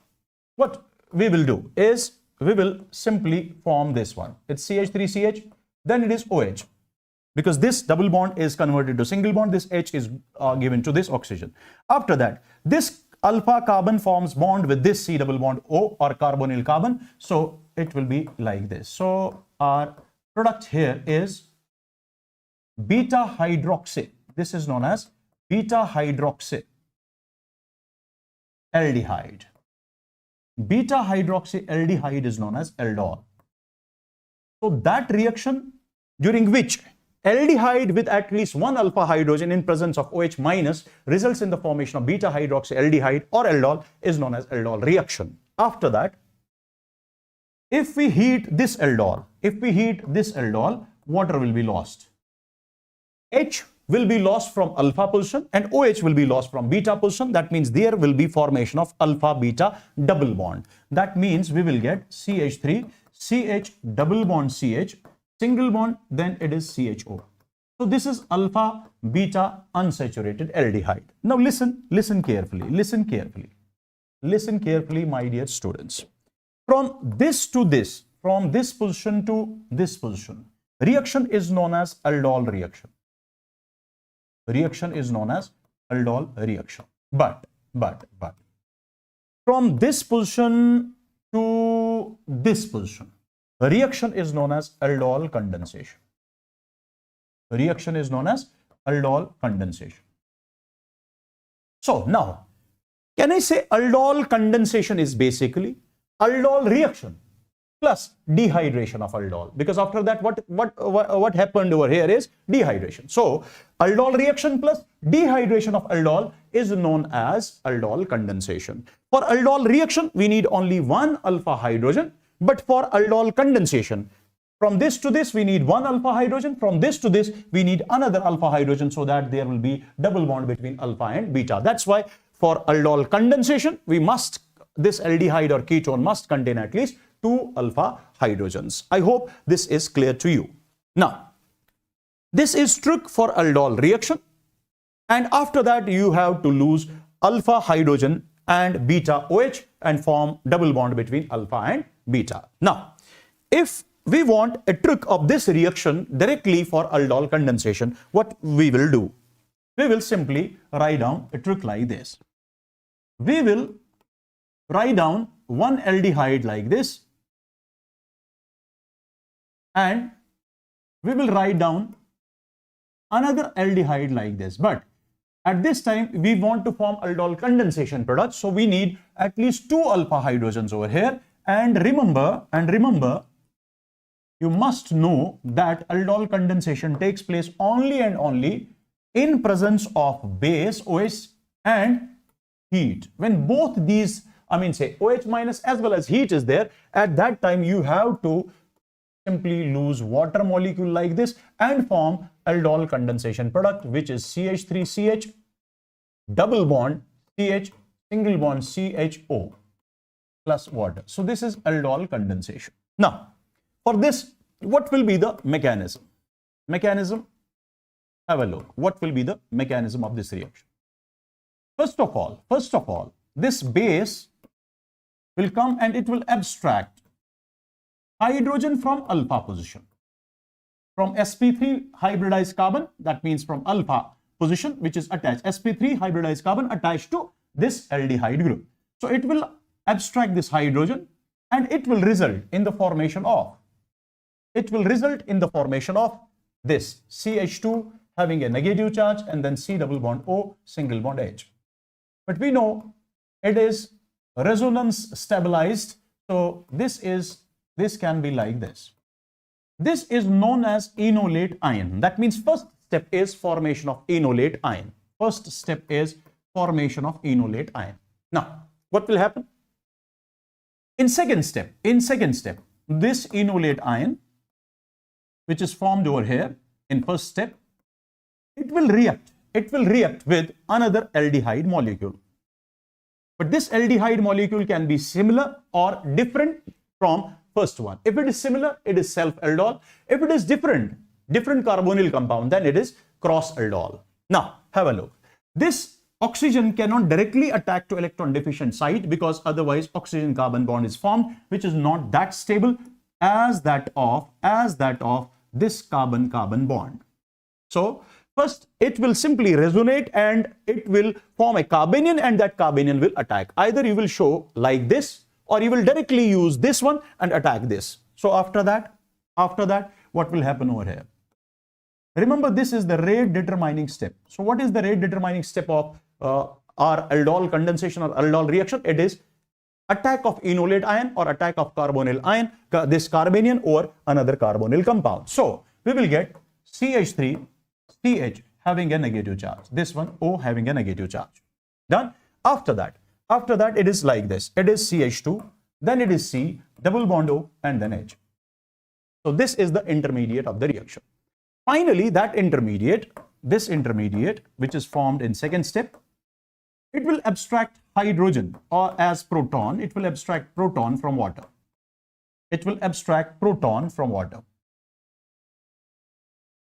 And when it abstracts proton from water, we will get beta hydroxyaldehyde known as aldol. So we will get aldol and base acts as a catalyst because once it is used and after that it's formed. So this is what we call mechanism of the reaction. But I have shown mechanism for aldehyde. Similar mechanism can be used if you take ketone as starting material. Now, have a look after this. But before we move ahead, let me know in the chats, am I clear? Let me know quickly, my dear students, let me know quickly. Am I clear? Let me know quickly, am I clear? This is very, very, very important reaction. Let me know quickly. Ajay, crystal clear. Chandu, yes sir. That's great. Aditya, yes sir. Chrissy, at the rate of Chrissy, yes sir. Come on. What about others? Yes. If Rufizan, yes sir. That's great. Keithana, clear. Okay, but Boyka. Okay, that's great. Everyone. Maria, thank you. Kanmani, thank you. Thank you, everyone. Asiba, thank you. Yes, Vinish, what is the doubt? Come on, let me know quickly. This is very, very easy. Easy reaction. What is the doubt, my dear student? Come on, come on, come on. I'm waiting. Come on. What is the doubt?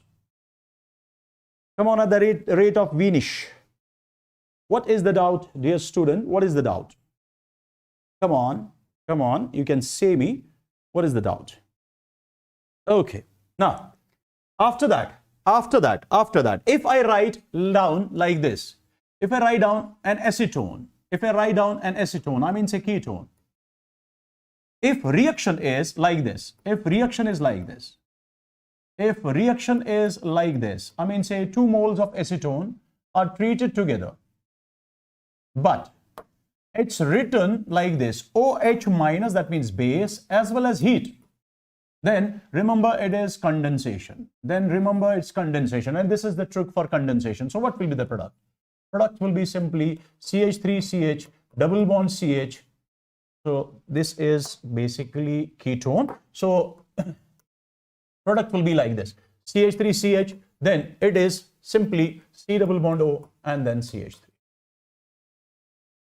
It is simply, I have written over here, this is not CH, it is CH3, because acetone when treated with this one. So I will erase this one.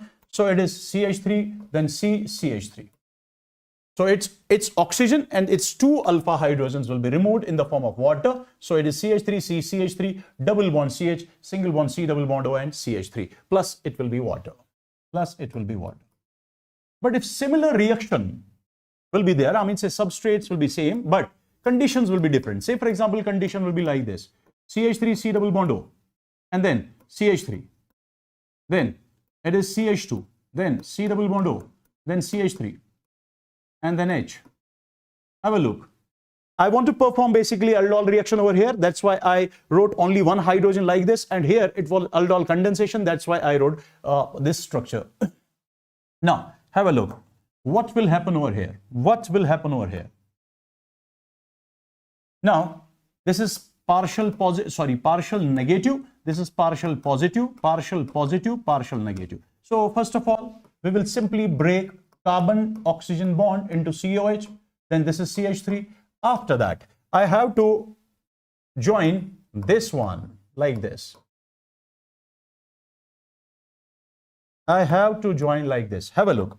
What was the difference between these two? Here it was base as well as heat, but it's only base. That means we will form this one, that is beta hydroxyketone.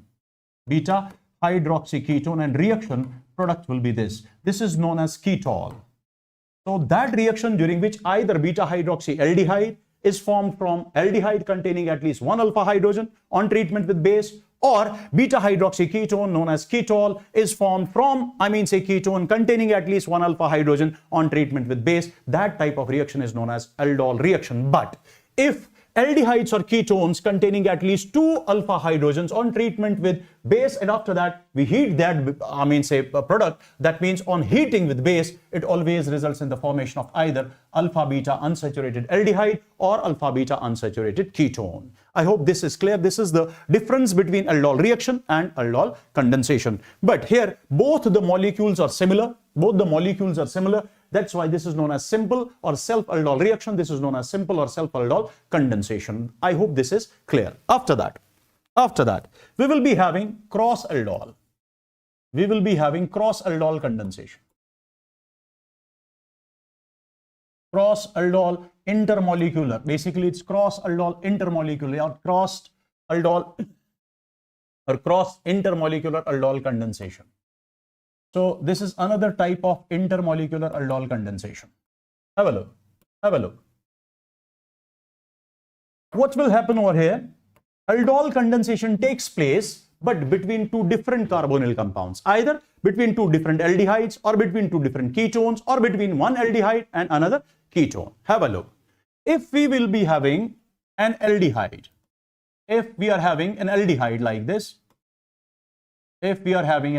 like this, and yeah, let me write down directly in this fashion. If we are having an aldehyde like this and another aldehyde like this, so both these aldehydes are having at least 2 alpha hydrogens. This is having 2 alpha hydrogens. This is also having 2 alpha hydrogens. So whenever there is aldol condensation, have a look. This is condensation. Why? Because these are heated basically with base. That means first it will form aldol. After that, when aldol is heated, it will lose water molecule and aldol condensation will take place. So whenever aldol condensation takes place between an aldehyde containing 2 alpha hydrogen, and this is also, containing 2 alpha hydrogen. So if cross aldol condensation takes place, obviously between different aldehydes, both having alpha hydrogens, then remember 4 products will be obtained. How? Have a look. First product can be like this. This aldol, this aldehyde will react with similar type of aldehyde. It will react with similar type of aldehyde, and one product will be formed. Then this aldehyde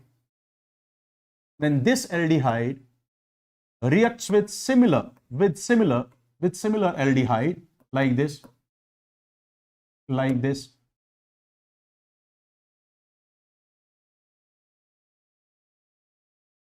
Then another condensation product will be obtained. After that, this reacts with this like this, that we will remove oxygen from this and alpha hydrogen from this. Oxygen from one and alpha hydrogen from this one. Then we will react this with this like this. Oxygen from this one now and alpha hydrogen from this one now. So these are the 4 possible products, but these two are self products because similar types of aldehydes will be mixed together, or they undergoes condensation together. Here different aldehydes will undergo condensation. Here products will be mixed. So remember, one of the products will be like this. That means one of the products is CH3CH double bond CH single bond CHO. Another product will be like this. That means it will be CH3 CH2 CH double bond C CH3 then CHO. Another product will be like this. That means it will be CH3 CH double bond C CH3 then it will be C double bond O and H. And another product will be like this. Another product will be like this, that this is now alpha. Okay, so it will be like CH3 CH2 CH double bond CH CHO.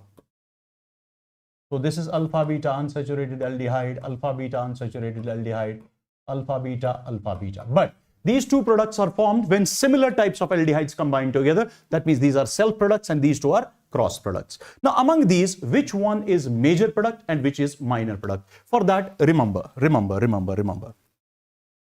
We will be having basically 2 different types of aldehydes. One is this, another was this, another was this. Have a look. This is more electron donating group as compared to CH3. When CHO is attached, or C double bond O group is attached to more electron donating, that is less reactive. Towards nucleophilic addition reaction. And if it is, less electron donating or electron withdrawing group is attached, suppose, then remember this is more reactive. Here it is less electron donating, so it is more reactive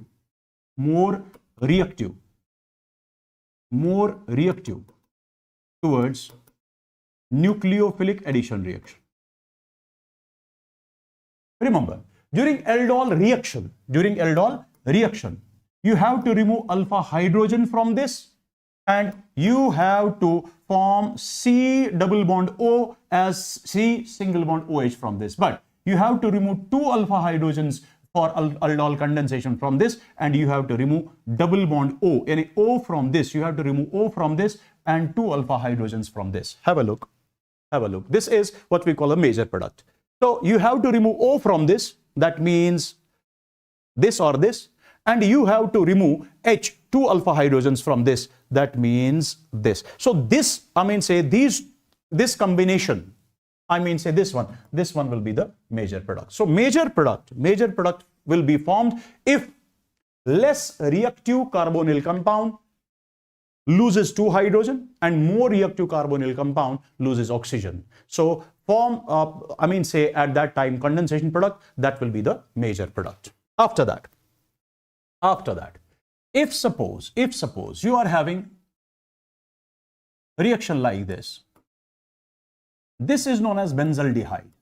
This is known as benzaldehyde, and what we call, let me write down first in this fashion. If you react benzaldehyde with say for example acetophenone,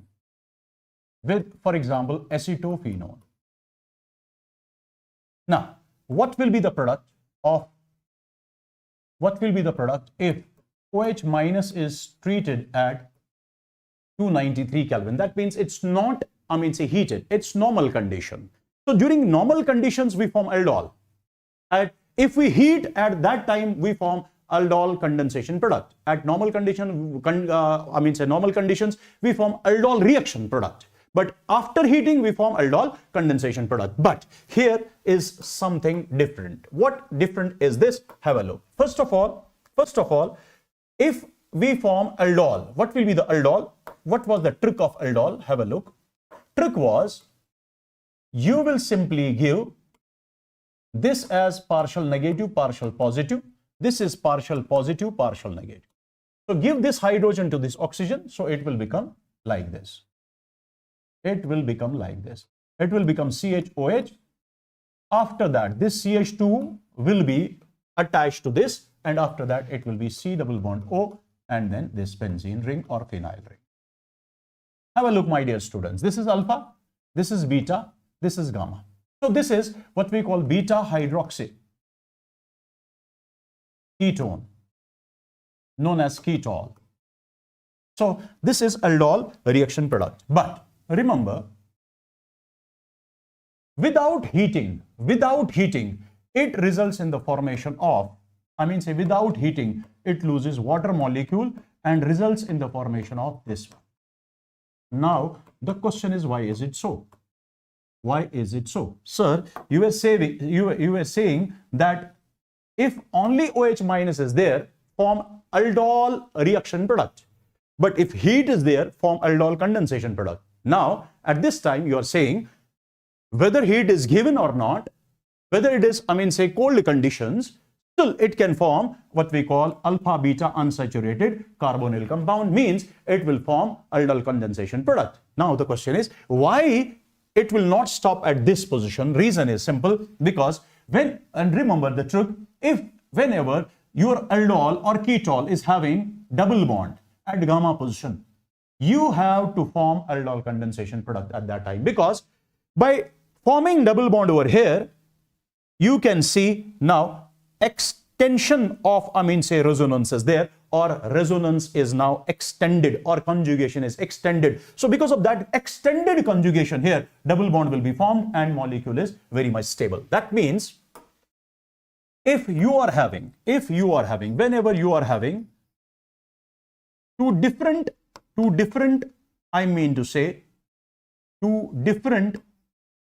aldehydes, or one aldehyde, one ketone, or two different ketones like these, whether temperature is given or not, you have to form what we call aldol condensation product, because aldol condensation product is highly stable because of extensive conjugation, or because of extended conjugation, because of extensive conjugation, or because of extended conjugation.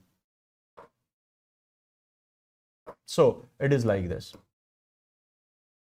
So acetophenone and benzaldehyde will simply form condensation product. So I will write down water over here. I hope this is clear. Whenever heat is not given, you have to form aldol, or what we call the product, of aldol reaction. But remember, once aldol is formed or ketol is formed, you have to check whether that gamma position is having double bond or not. If gamma position is having double bond, whether heat is there or not, form aldol condensation product.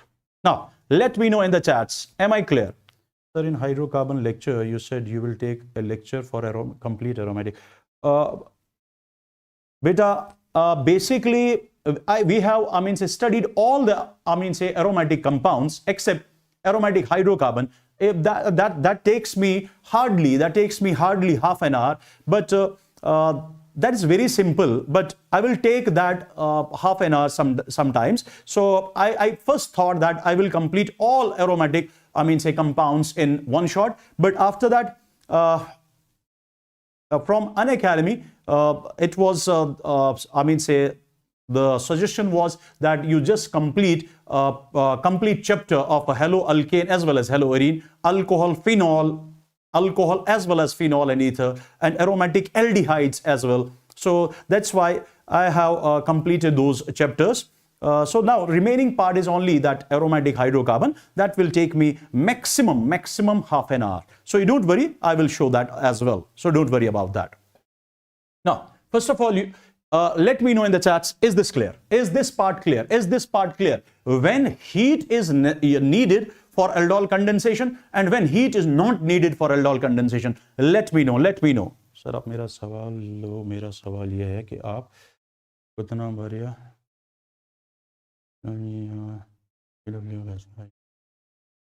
okay, crystal clear.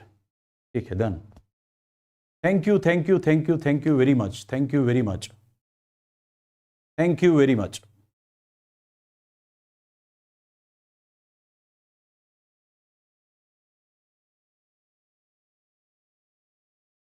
Love from Kashmir. Thank you very much. Thank you very much. Thank you very much.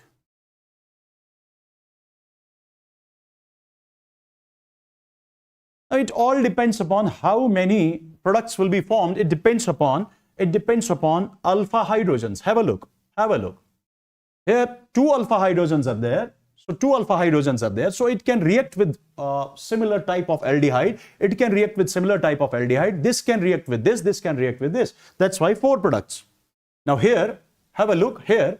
This can react with itself or it can react with this one. That means 2 products can be formed basically. But I have shown only one because this is the major product. Crossed one is the major product as compared to self.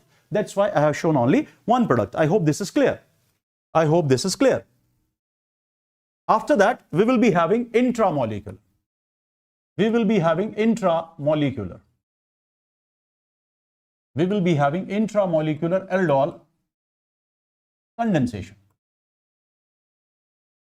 And for that, remember intramolecular aldol reaction or intramolecular aldol condensation, ring formation takes place. What? Ring formation takes place. That means the dicarbonyl compound should be such that we must either get 5-membered ring or 6-membered ring. First of all, intramolecular aldol condensation or intramolecular aldol reaction is shown by dicarbonyl compound. But those dicarbonyl compounds should be such that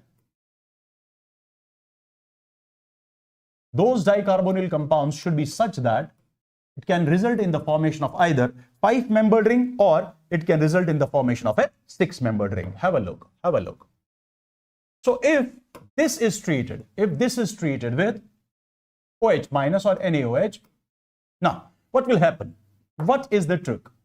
You have to simply write down, say for example, this is alpha with respect to this. So write one hydrogen like this. So this is partial negative, this is partial positive. Now, this positive will go to this oxygen, say this one. So this will become single bond. That means this alpha carbon will be bonded to this carbon. So I will write down the numbering. I will number that carbon is 1, this one, alpha 1, this is 2, this is 3, this is 4, this is 5. That means we have to form 1 and 5th bond. That means we have to form 5-membered ring. So this is the 5-membered ring. After that, you can number ring like this. This is 1, 2, 3, 4, 5. After that, have a look. One is having CHO group. So one is also having a CHO group. So this is C double bond O and H group. So this is having CHO group. After that, fifth carbon. Fifth carbon is having OH. Fifth carbon is having OH. So this is having OH. Fifth carbon is having OH because that carbon is having OH. So now this is main, functional group. This is alpha, this is beta. So this is beta hydroxy ketone known as ketol. So this is beta hydroxy, aldehyde known as aldol. After that, this aldol upon heating will lose water molecule and it will simply result in the formation of alpha beta unsaturated aldehyde. So this is alpha, this is beta unsaturated aldehyde is formed. So this is aldol reaction and that is aldol condensation. Or you can simply write down like this. This is the trick. I will write down this fifth carbon like this, C double bond O, and to this, CH2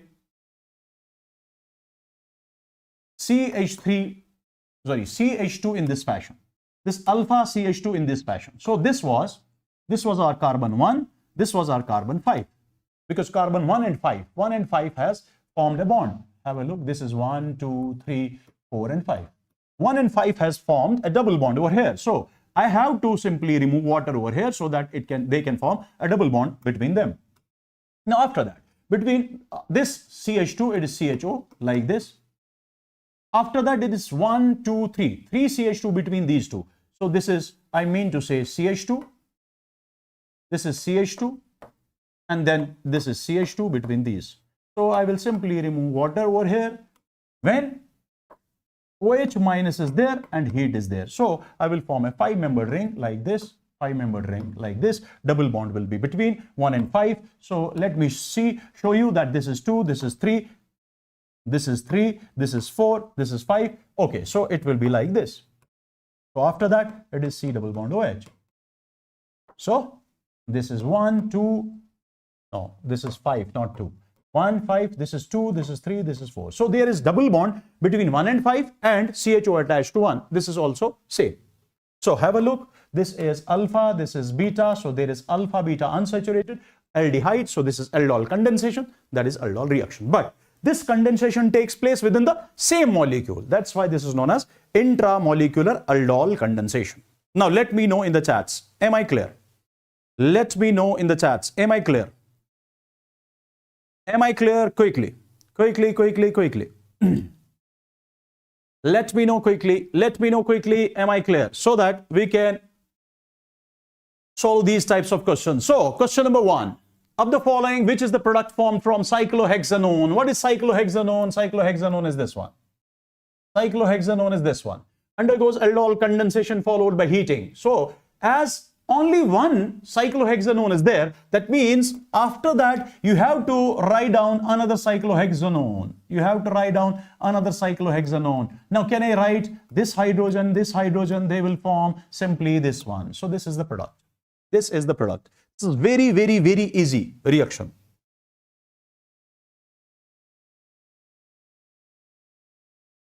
Yes, in other chapters I have covered aromatic compounds. Only in, hydrocarbons I have not covered, because my first thought was that I will cover every, aromatic compound together in one shot. But after that, I have covered aromatic compounds for other chapters.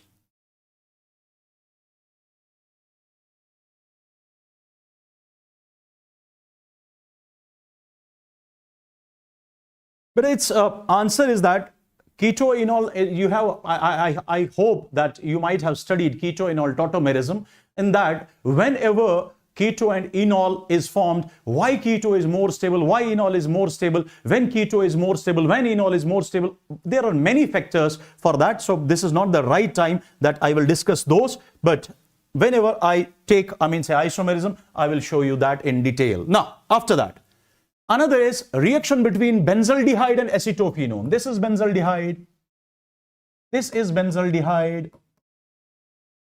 And this is acetophenone.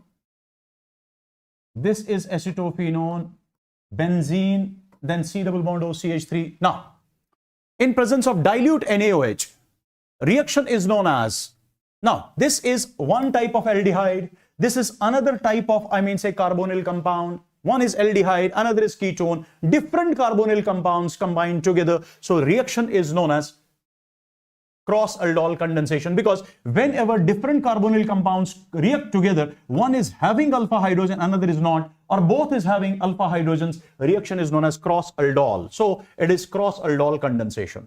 If neither this having alpha hydrogen nor this is having alpha hydrogen, at that time this can be cross-Cannizzaro. But if one is having, another is not having, if both are having alpha hydrogens but both are different, at that time it's cross-aldol condensation. I hope this is clear. I hope this is clear. Now, after that, which one of the following is not formed when acetone? When acetone means CH3C double bond O. This is acetone. This is acetone. And then pentanone. What is pentanone? It is CH3C double bond O. Then it is CH2. Then it is CH2. Then it is CH3. This is pentanone. In presence of dilute NaOH followed by heating. Listen. Products, which of the following products cannot be formed? That means products are given. You have to, say what are the reagents. That means retro aldol is given. Have a look what we have to do. We have to break this bond. When, say in case of aldol condensation, have a look. In case of aldol condensation, when double bond is formed, that means water has been lost. That means if double bond is formed, that means we can break this. We will give hydrogen, 2 hydrogens to one and double bond oxygen to another. Now, have a look. I will break this bond and give 2 hydrogens to this and double bond oxygen to this. Why? Because this is already having double bond O. So that part, that fragment which is already having double bond O, give hydrogen to that and another give double bond O to that. That means it is simply like this. One is acetone, another is also acetone. So acetone and acetone, that means these two can combine and form this. So this can be formed. Now after that, just break this, give 2 hydrogens to this part and oxygen to this part. That means it is like this. It is like this. One is this, another is O double bond C like this. Have a look. CH3, CH2, CO, CH2, CH3. 1, 2, 3, 4, 5. That is pentan 3 on, but we don't have any pentan 3 on. Similarly, this is 1, 2, 3, 4, 5. Pentan 3 on. So pentan 3 on. We don't have pentan 3 on. That means this cannot be formed. Now, what about this? If you break this one, give 2 hydrogens to this and oxygen to this. So it is like this. 1, 2, 3, 4, 5. 2 pentanone or pentan 2 on plus it is acetone. So these two can result in the formation of this and this can form this one. This can also be formed after this. Give oxygen to this double bond and give 2 hydrogens to this. That means this is one is acetone, another is like this. So 1, 2, 3, 4, 5 pentan 2. That means this is possible, this is possible, this is possible, but this is not possible. So our option is this. Why this is not possible? Because we don't have any pentan 3 on. We have pentan 2 on which can combine with pentan 2 on, or we have acetone which can combine with acetone, or acetone can combine with pentan 2 on, or pentan 2 on can combine with acetone. So this is the product which is not formed, which cannot be formed during a reaction of acetone and pentanone, say aldol condensation. After that, consider the reaction CH3CO dilute, BaOH whole 2. That means acetone upon aldol reaction, because no heat is there, so aldol reaction. So the functional groups present in, so this is one is ketonic functional group, another is alcoholic functional group, because its product will be like this. It will be CH3, then it will be CH3, then it will be OH, then it will be CH2, then it will be C double bond O, then it will be CH3. So have a look, this is ketonic functional group, this is alcoholic functional group. So one should be alcohol, another should be ketone. So fourth is the right answer. After that, we have another concept or a very important reaction, and that reaction is Cannizzaro reaction. Have a look. What is Cannizzaro reaction? But before that, let me tell you, Cannizzaro reaction is of 2 types. One is intermolecular One is intermolecular, another is intramolecular.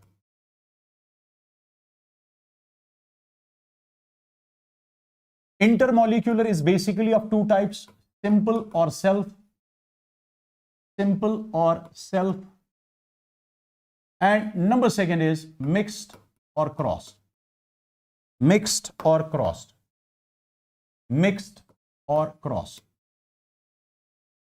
So first of all, we must know what are the substrates of this reaction.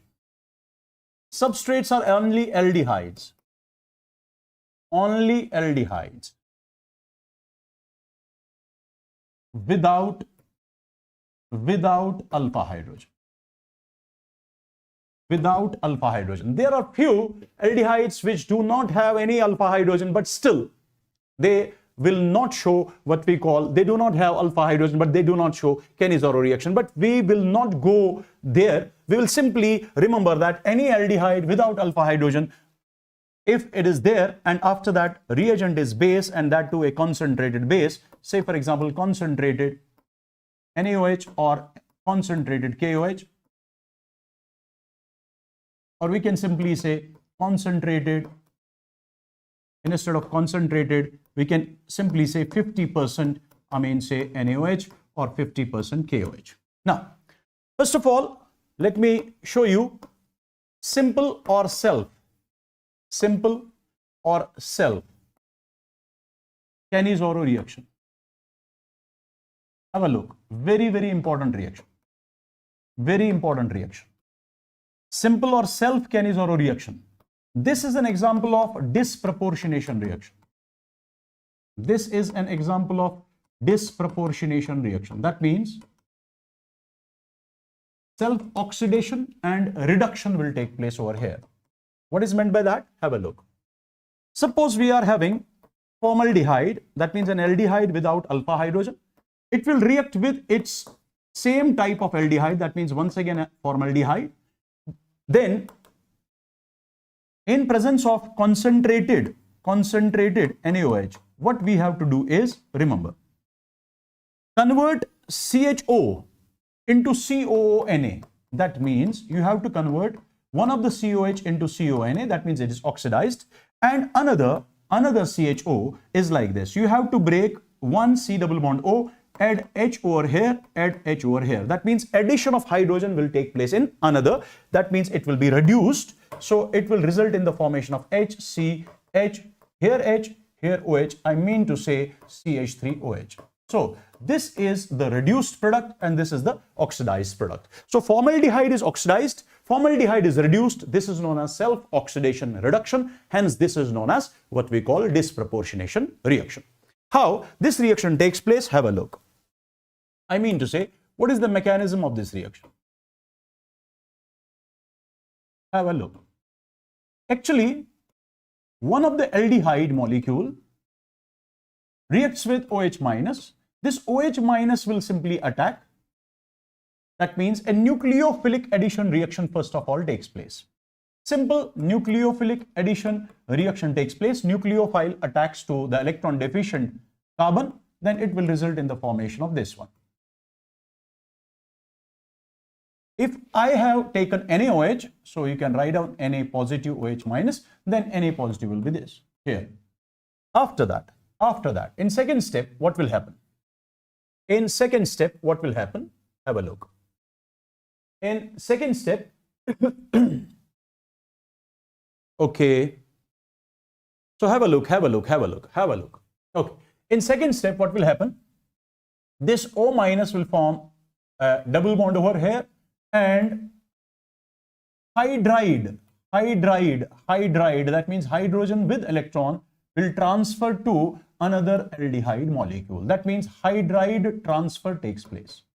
In second step, hydride transfer takes place, and this step is the rate determining step of the reaction. So it will become HC double bond OH. I mean to say it will form an acid over here, and it will form HCH and another H, that means CH3, then O minus, CH3, O minus. Then this Na positive will be attracted towards this negative charge. Finally, in last step, proton transfer will take place. Acid will lose H positive, and that H positive will be gained by this, or I mean say accepted by this. So it will result in the formation of HCO, ONA, then it is CH3OH. So this is the mechanism of the reaction. After that, suppose we will be having another example like this. This is benzaldehyde. If benzaldehyde is treated with OH minus or NaOH, I mean say concentrated like this. If it is treated with NaOH concentrated. So remember, only one molecule is shown.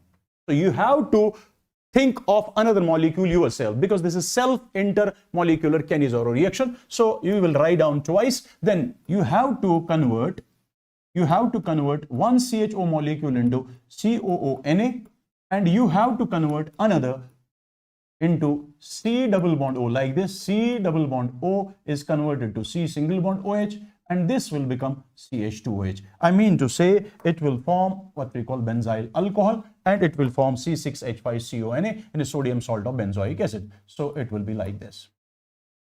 Very easy. One of the benzaldehyde molecule is oxidized, another is reduced. Similarly, if you are having Cl, Cl, Cl, CHO. Similarly, Cl, Cl, CHO. Trichloroacetaldehyde. Upon treatment with concentrated base, what will happen? Convert one into COONA and convert another into CHOH, and you know H is already there, so it becomes CH2OH. So these are what we call, these examples are self or simple intermolecular Cannizzaro reaction. Second is mixed or cross intermolecular Cannizzaro reaction. Cross intermolecular Cannizzaro reaction.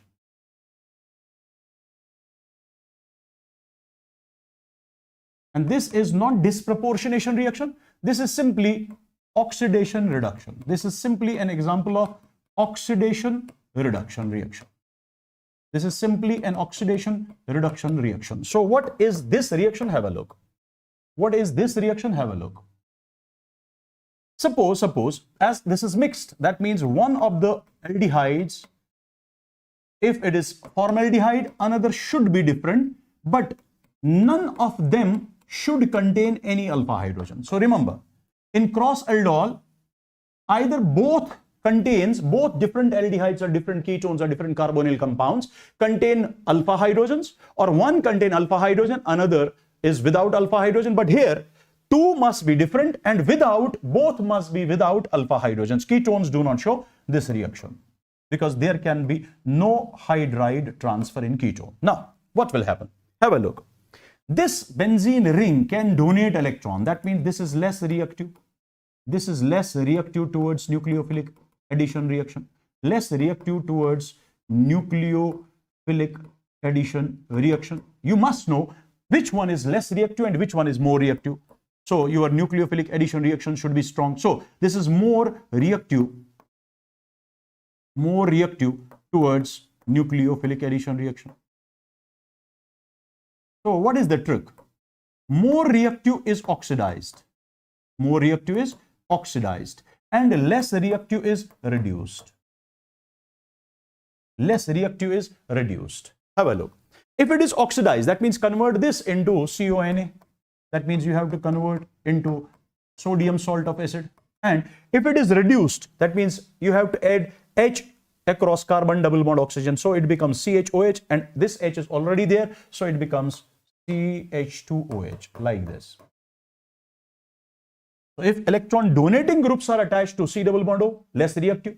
If less electron donating, or what we call electron withdrawing groups, or those groups which do not show any electron donating or electron withdrawing nature, as compared to this, they are more reactive, they are less reactive. Similarly, if I write like this, if one is benzaldehyde,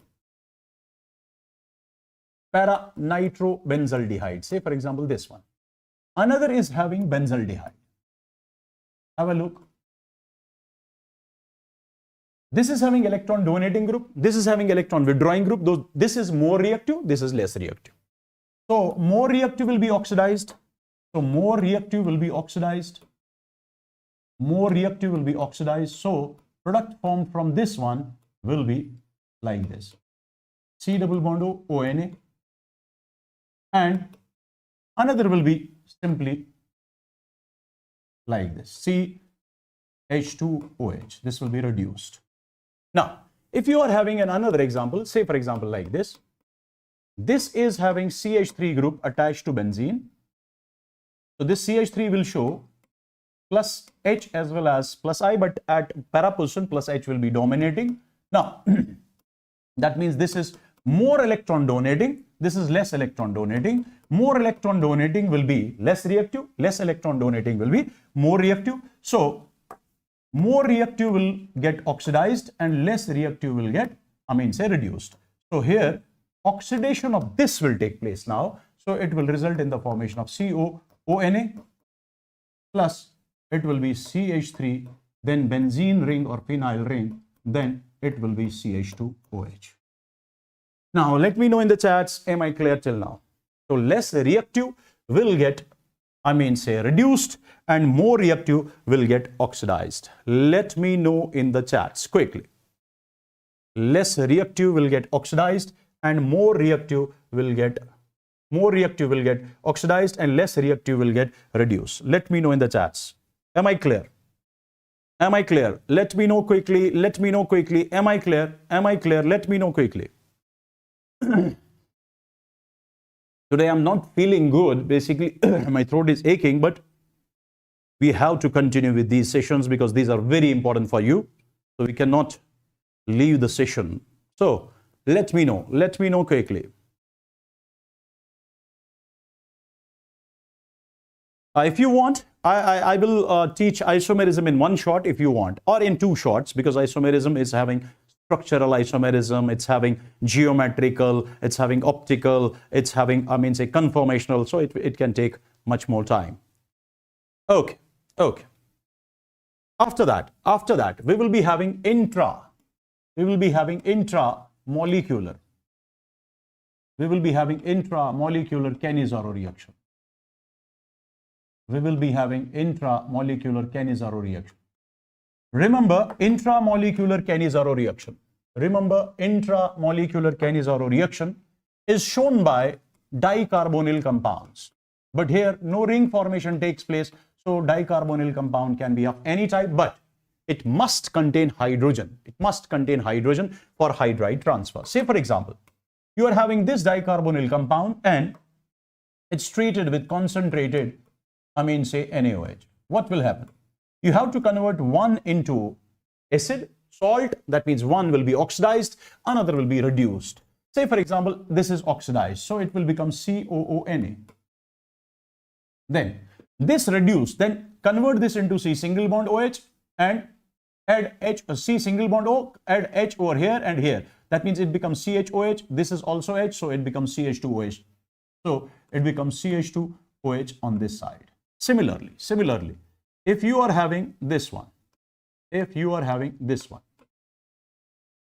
will not show Cannizzaro reaction. It will not show Cannizzaro reaction. Why? Because hydrogen is not attached to C double bond O, neither from this side nor from this side. So this is ketone. Ketones do not show. So let me erase this and write down H over here.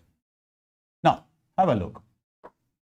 One part will be oxidized, another will be reduced. Here both were same, but here this is different as compared to this.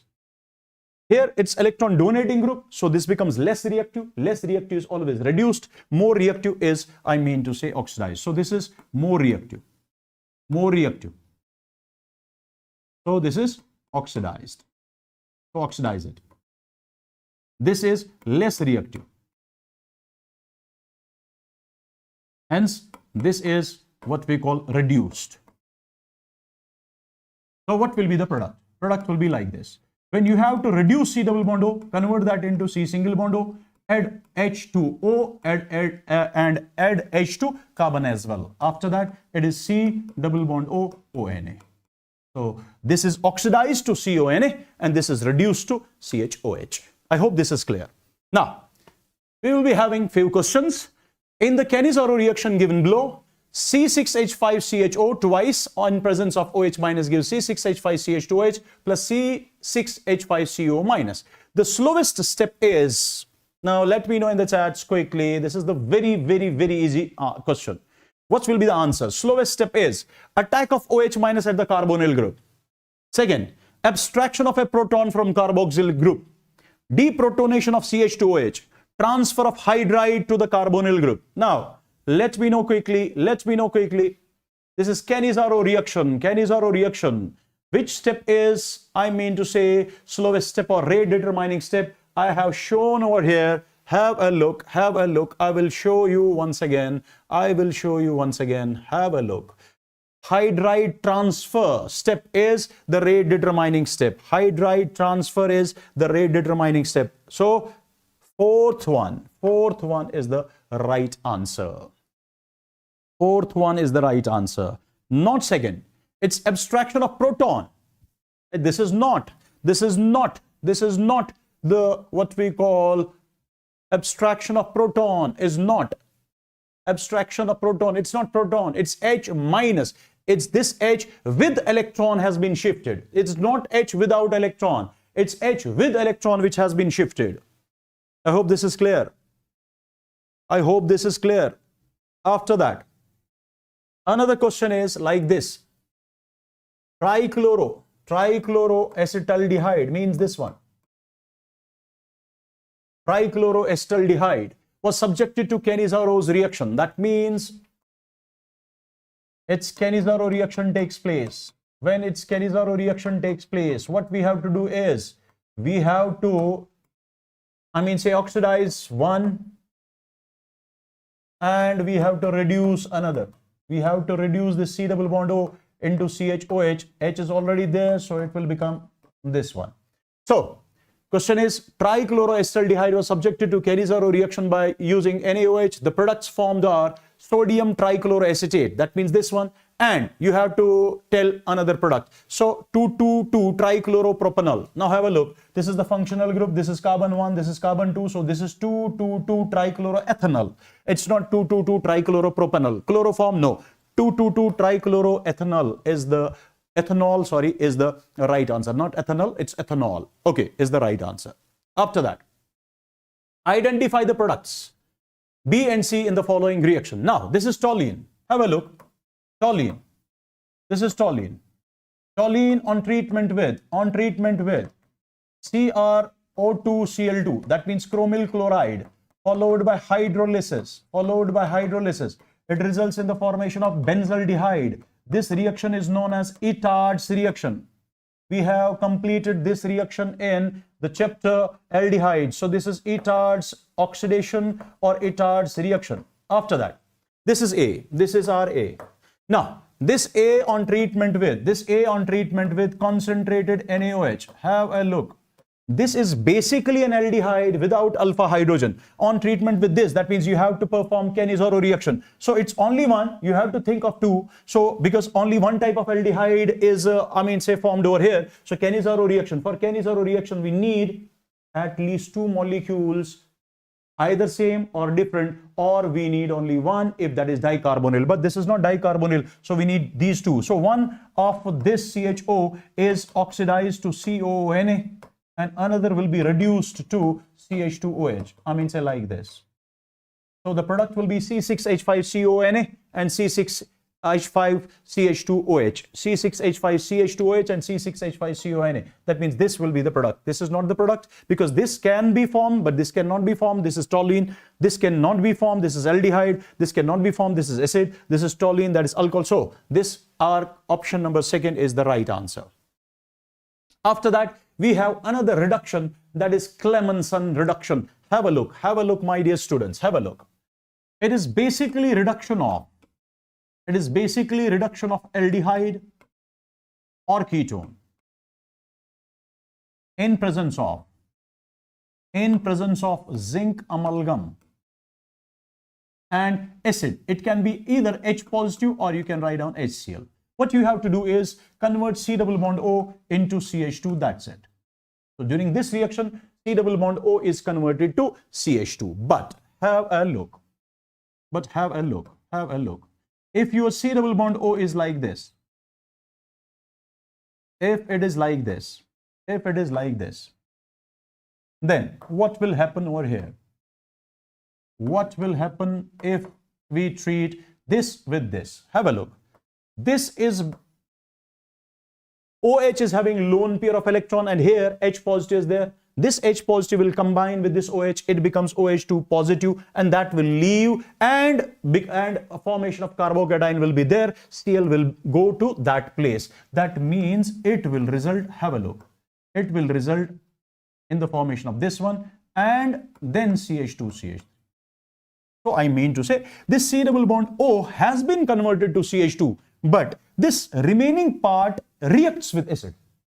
This remaining part also reacts with acid. But we want to convert basically all the, aldehyde or ketones to C. Only change should be that CO should be converted to CH2. That means if we want to perform this Williamson reduction, our aldehyde or ketone should not be acid sensitive.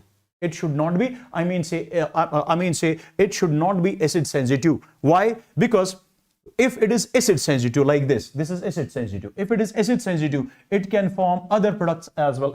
It will remove this OH as well. But we want to remove only this C double bond O. Instead of that, we want to add CH2. So can I say?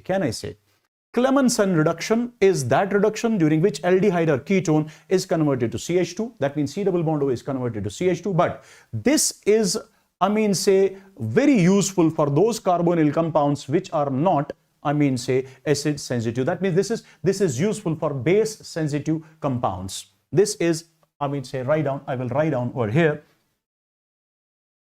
This is useful. This is useful for base sensitive carbonyl compounds. This is useful for base sensitive carbonyl compounds. Those which are sensitive to base, they will perform this reaction in acid easily. Similarly, another reaction is, or let me first of all show the question of this Williamson reduction. Williamson reduction converts C double bond O group to CH2. This is the simple answer. After that, Williamson reduction is suitable for base sensitive compounds. This one, base sensitive compounds. After that, which compound on Williamson reduction gives ethyl benzene? Ethyl benzene is this one. Ethyl benzene is this. Ethyl benzene is this. That means we have basically formed this from C double bond O. That means our starting compound should be like this. C double bond O and then CH3. This is known as acetophenone. This is acetophenone. So acetophenone upon Williamson reduction gives this. So acetophenone is the answer. After that, Wolff-Kishner reduction. Wolff-Kishner reduction. What is Wolff-Kishner reduction? Have a look. First of all, we treat this with hydrazine. We treat aldehyde or ketone with hydrazine. Water will be lost and we will get hydrazone. So hydrazone formation takes place first. Hydrazone formation takes place first. After that, this is treated with a base. And a high boiling solvent is used like ethylene glycol because reaction takes place at high temperature. So after that, it will result in the formation of CH2 and nitrogen will be lost. So this is the intermediate. Hydrazone is the intermediate. So this can be hydrazone of either aldehyde or ketone depending upon the reaction, depending upon the starting material. Or you will simply remember this reaction in this fashion as well. NH2, NH2, or sometimes it can be like this, N2H4. So this is not different, this is the same, hydrazine. This is one. Number second, it can be like this, OH minus. Whether it is KOH or OH minus, it's one and the same. And then heat.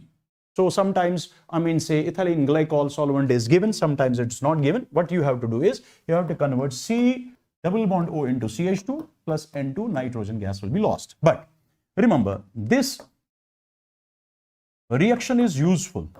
This reaction is useful for those carbonyl compounds,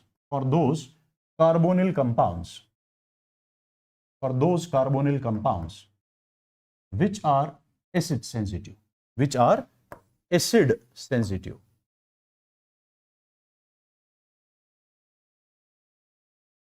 Now, what is meant by that? Have a look. If we are having this one, this OH can combine with acid and it can form, it will remove this OH. So, for example, question is like this, that during this conversion is like this. It results in the formation of CO has been converted to CH2, but OH is not affected. OH remains unaffected. Now tell me, among these two, which one will be the appropriate reagent? Whether it is zinc amalgam in acidic medium, whether it is zinc amalgam in acidic medium, say Williamson reduction, or whether it is what we call N2H4 OH minus. That means whether it is, say Wolff-Kishner reduction. Have a look. As this is base, it is sensitive towards acid. This carbonyl is sensitive towards acid. So better is we will use this one. So that's what I have written over here. This reaction is useful for those carbonyl compounds which are sensitive towards acid. As this carbonyl is sensitive towards acid, so preferable method is that we will use, say Wolff-Kishner reduction. Similarly, if our aldehyde or ketone, say carbonyl compound is like this, say for example it is like this.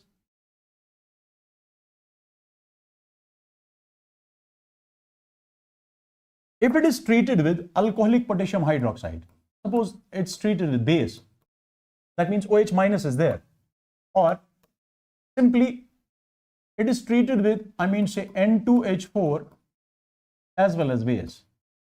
What is, you have already, say studied what we call E2 reaction. For that, this is alpha carbon, this is beta position. Base will come and it will abstract beta hydrogen, that will leave, that there will be double bond between carbon and carbon. Say for example, if I treat this, then this Br will be also removed. So here product can be like this, product can be like this, product can be like this.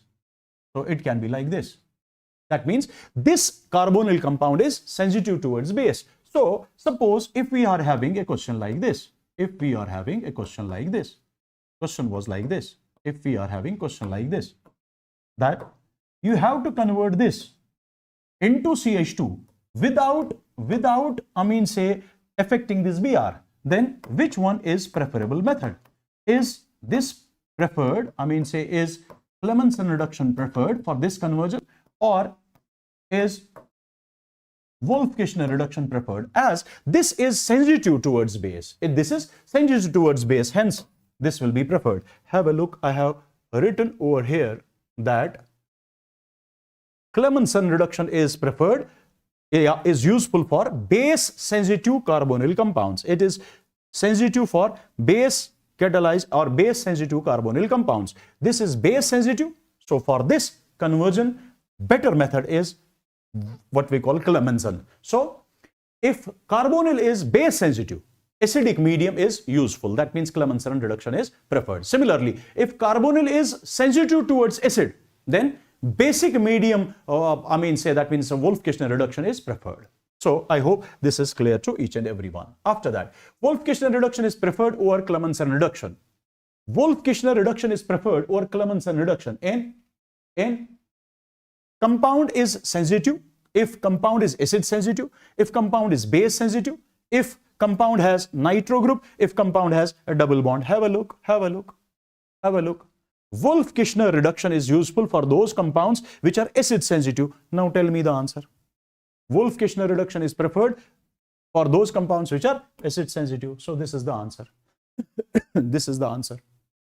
After that, the byproduct in Wolff-Kishner reduction is, have a look.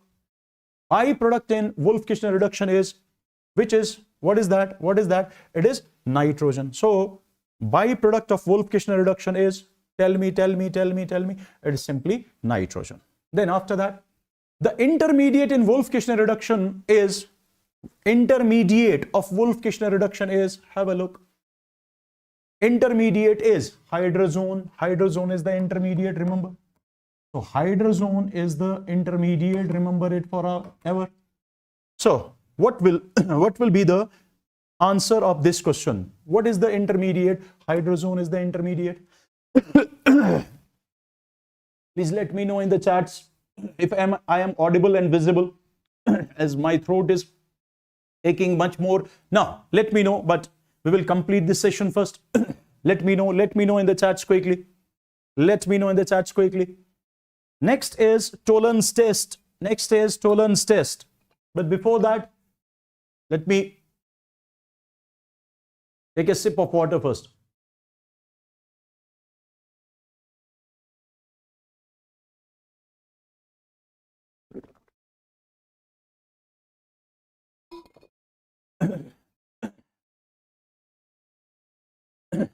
Okay, what is Tollens test? Have a look, my dear students. If you are having an aromatic or aliphatic aldehyde, on treatment with Tollens reagent,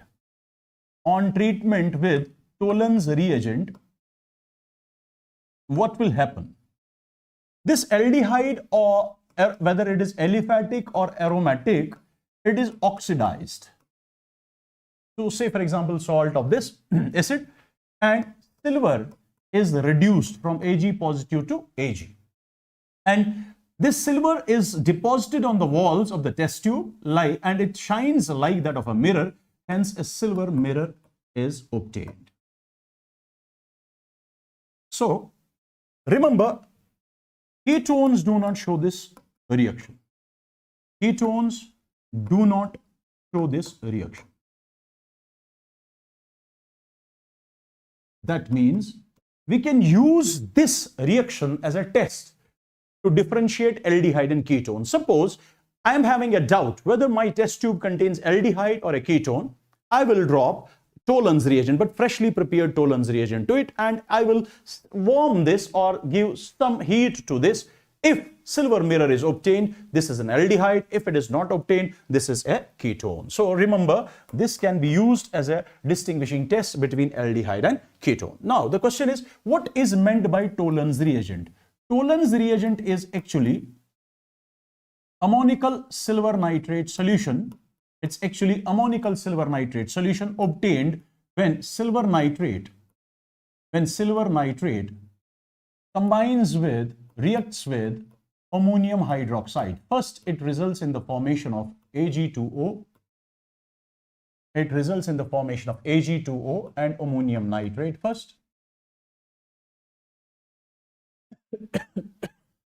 Plus oxygens are over here, 2 and 6, 8, 1 and 6, 7. So water is there. After that, this Ag2O first formed when further NH4OH, ammonium hydroxide solution, is added to this. It will get dissolved. It will get resolved. I mean, say it will be soluble in that. After that, it will result in the formation of Ag, NH3, whole 2 OH. This is known as Tollens reagent. This is also known as diamine silver first hydroxide or ammonical silver nitrate solution, because it's ammonia and silver nitrate which have formed this one. Now, if we want to, say balance the reaction, then it is 3 times H2O. Ammonia is balanced, Ag is balanced. So this is having Ag positive. That means that silver positive has been reduced to Ag, and this has been oxidized. So this is Tollens reagent. Now, have a look. This is very, very important. Point number 1. All aldehydes show this reaction. Very, very, very, very, very important. All aldehydes show this reaction. Number 2, alpha hydroxyketones can show this reaction. Alpha hydroxyketones can show this reaction. And its reason is basically Lowry, G. Bruyne-1, Eckenstein rearrangement, but I will not go there. So you simply remember that alpha hydroxyketones can also show this reaction. After that, remember formic acid also shows this reaction. After that, hemiacetals show this reaction. Then 5th one is phenyl hydroxylamine also shows this reaction, and all can form silver mirror. All can form silver mirror. That means these compounds can be basically differentiated from rest of the compounds. But there is one more compound, that is terminal alkyne. Terminal alkyne, we have seen the reaction of this in hydrocarbons. Say for example this one. It also reacts with, say silver mirror, but here it will not form silver mirror, it will give a white precipitate. So this was all about Tollens test. After that, there is another test, that is Fehling's test. So first of all, this is shown only by aliphatic aldehydes. So whenever aliphatic aldehydes are treated with Fehling's solution, when they are treated with Fehling's solution, basically this aliphatic aldehyde is oxidized, and among Fehling's solution, we know it's having Cu di positive. That Cu di positive is reduced to Cu plus 1. That means Cu1, say from di positive to 1 positive, and this is what we call a red colored precipitate is obtained. Now, what is Fehling's solution? First of all, I will write down aromatic aldehydes do not show this reaction. Aromatic aldehydes do not show this reaction. Aldehydes do not show this reaction. That means this reaction can be used. This reaction can be used, do not show this reaction. So this reaction can be used as a distinguishing test between aliphatic and aromatic aldehydes. Similarly, ketones in general do not show this reaction. Ketones do not show this reaction. Do not show this reaction. What does that mean? That clearly indicates that this reaction can be used to distinguish aldehyde and ketones as well. Because with the help of this, you can easily see this. Say, for example, if we are having a doubt between an aldehyde, aliphatic aldehyde and aromatic aldehyde, we will put Fehling's solution to this. If red precipitate occurs, it's aliphatic aldehyde, otherwise it's aromatic aldehyde. Similarly, if we are having a doubt between aliphatic aldehyde and ketone, we will put, say, Fehling's solution to this. If red precipitate is obtained, it's aliphatic aldehyde, otherwise it's ketone. But remember, actually aliphatic aldehydes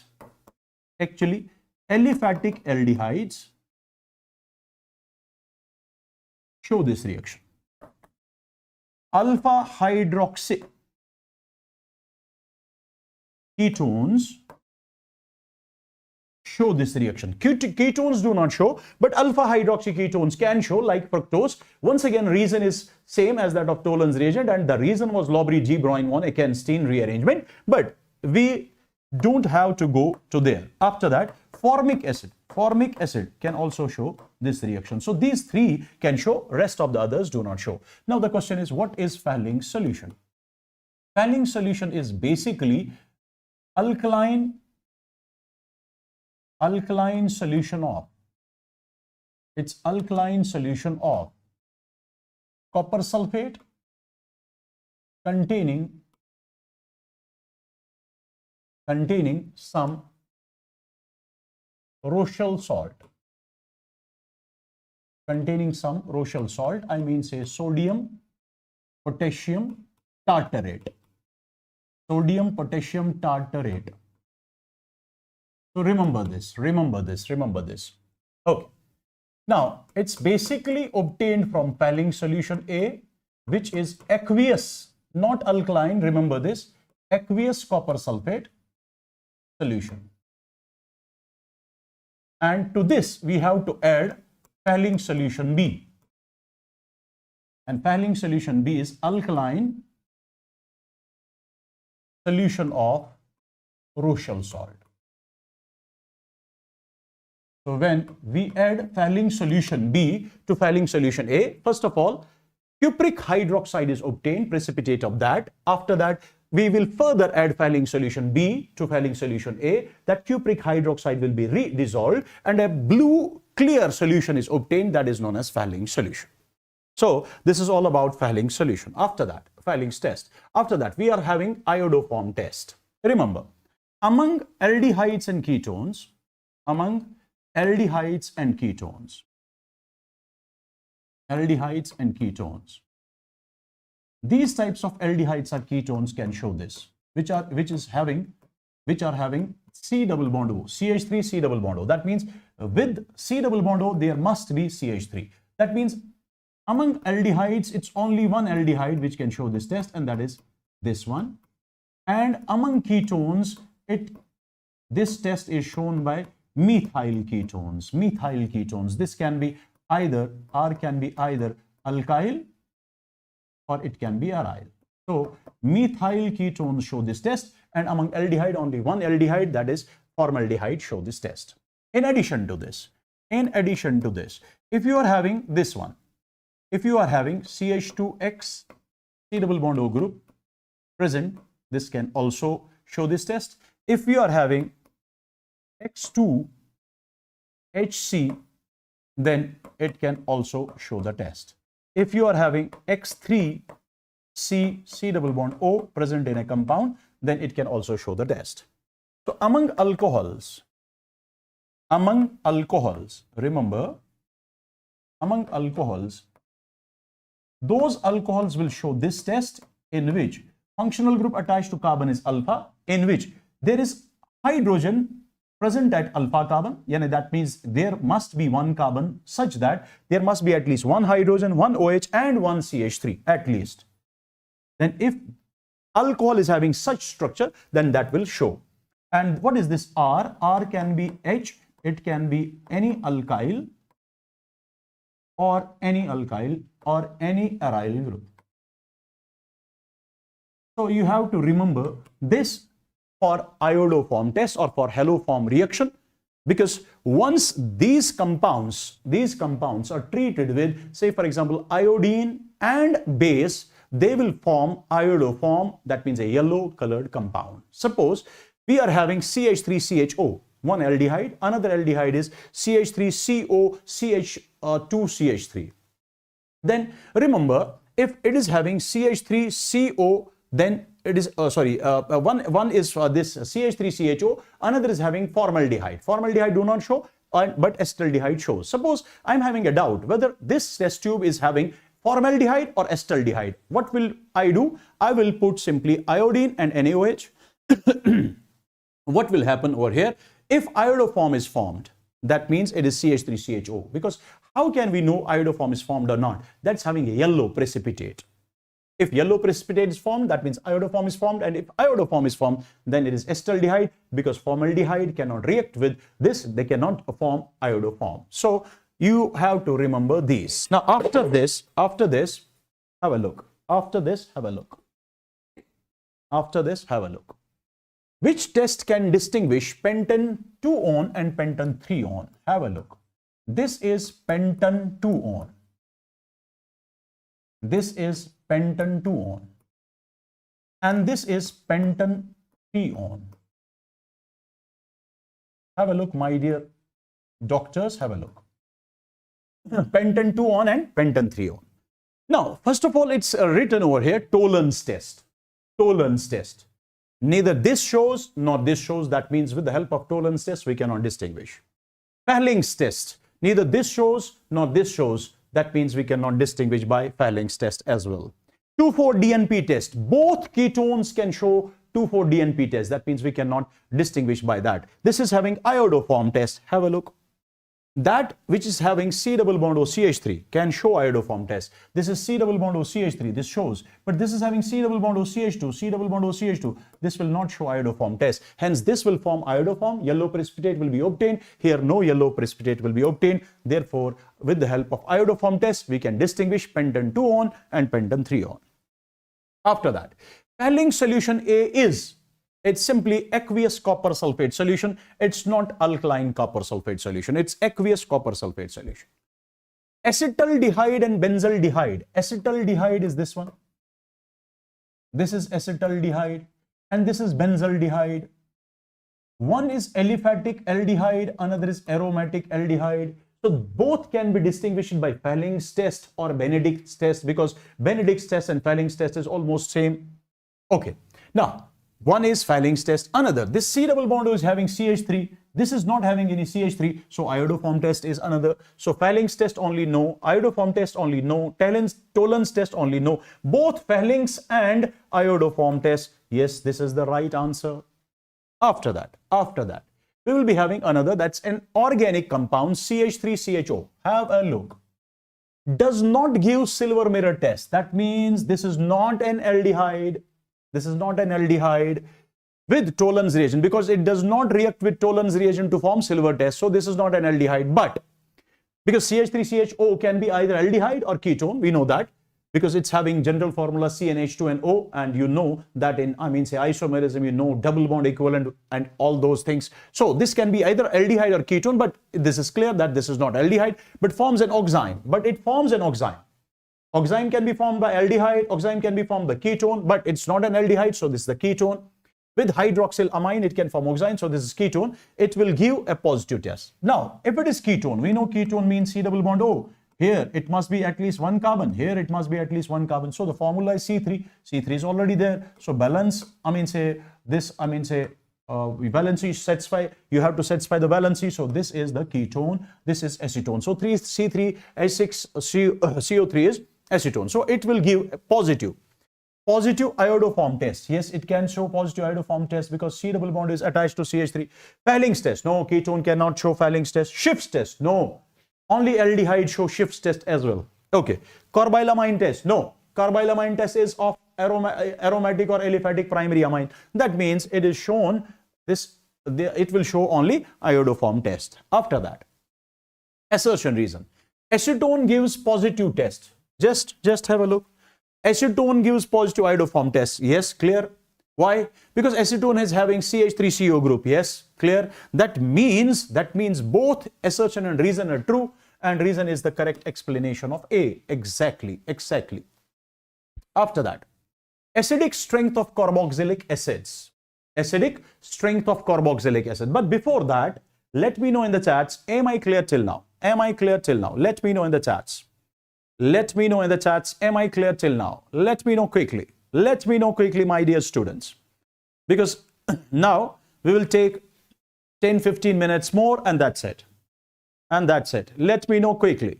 Let me know quickly, because we will take 10 or 15 minutes more. This is the last concept which we will discuss today or tonight. Now, okay, that's clear. Shafqat, 10 or 15 more minutes maximum. Okay. So have a look. Acidic strength of carboxylic acid. Have a look. We know carboxylic acid in aqueous solution. We know carboxylic acid in aqueous solution is ionized and exists in equilibrium with this carboxylate ion and hydronium ion. Now, we simply say this is an acid because it loses proton, and this is its conjugate base. Now, more stable the conjugate base, more will be the tendency of this acid to lose proton. That means more stronger will be the acid. So we know this one. That strength of acid is directly proportional to stability of its conjugate base. Now have a look. We know this one. Because you must know the formulas for carboxylic acid strength, because this is all about GOC. Now, after that, as this conjugate acid is negatively charged, so More the negative charge, lesser will be the stability. Lesser the negative charge, more will be the stability. That means if electron donating groups are attached to this conjugate base, its stability will be decreased. If electron withdrawing groups are attached to this, electron withdrawing groups will attract electrons away from this and will decrease its negative charge. That means they will stabilize. So can I say this is stabilized by electron withdrawing group and it will be destabilized by electron donating group. So same is the case with strength of acid. So we can simply say strength of acid is directly proportional to electron withdrawing groups attached. And number third formula will be strength of acid is inversely proportional to electron donating groups attached. Now, electron withdrawing group and electron withdrawing group as well as electron donating group can be either because of what we call inductive effect, it can be because of what we call hyperconjugation, or because of what we call resonance. So from these 2 points, have a look. From these 2 points, I will simply say strength of acid can be determined by this. First of all, electron withdrawing groups increase the stability. So first of all, it's minus R, then it should be minus H, then it should be minus I. Why? Because these are all electron withdrawing and resonance is powerful than hyperconjugation is powerful than inductive effect. When such groups are attached to acid, acid becomes stronger acid. After that, N is that atom attached to acid which neither shows minus effect nor shows plus effect. That's why N. After that, it should be plus I, then it should be plus H, and it should be plus R. So remember, if acid, say for example, in one option, acid is having electron withdrawing group minus R. In second option, it's having minus R. In third option, it's having minus R. Then which minus R should we write first? We have to write strong one first and then weak. So strong to weak. Here, from weak to strong. From weak to strong. Now, here from weak to strong. So it's like this. After this, you must know this one. After this, you must know this one. Strength of acid, if increase, or acid strength when increases, that clearly indicates dissociation constant has been increased.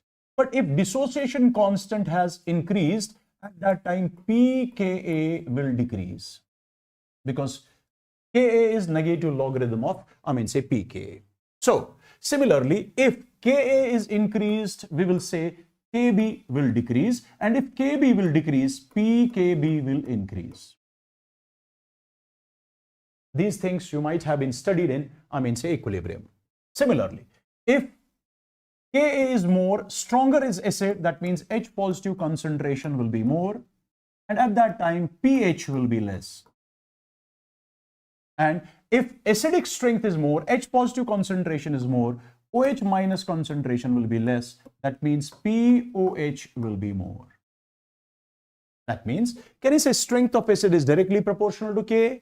Strength of acid is inversely proportional to pK. Strength of acid is inversely proportional to Kb. Strength of acid is directly proportional to pKb. Strength of acid is directly proportional to H positive. Strength of acid is inversely proportional to pH. Strength of acid is inversely proportional to OH. Strength of acid is directly proportional to POH. Now, let me know in the chats, am I clear till now? Am I clear till now? Let me know quickly. Let me know quickly. Am I clear till now? Am I clear? Am I clear? Am I clear? Let me know quickly.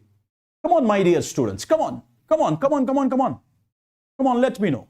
Okay, it's clear. Clear. Clear. Clear. Clear.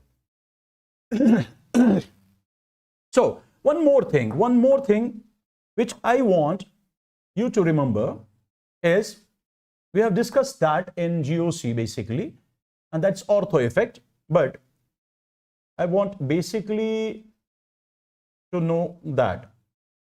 Have a look. It's okay. That is ortho effect. But here you have to remember only one thing. You have to remember only one thing. ortho-substituted benzoic acids. Ortho-substituted benzoic acids. Ortho-substituted benzoic acids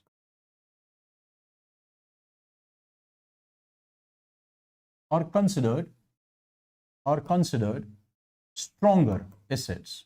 Are considered stronger acids. Are considered stronger acids than, are considered stronger than, I mean say stronger acids than benzoic acid and their meta and para isomers.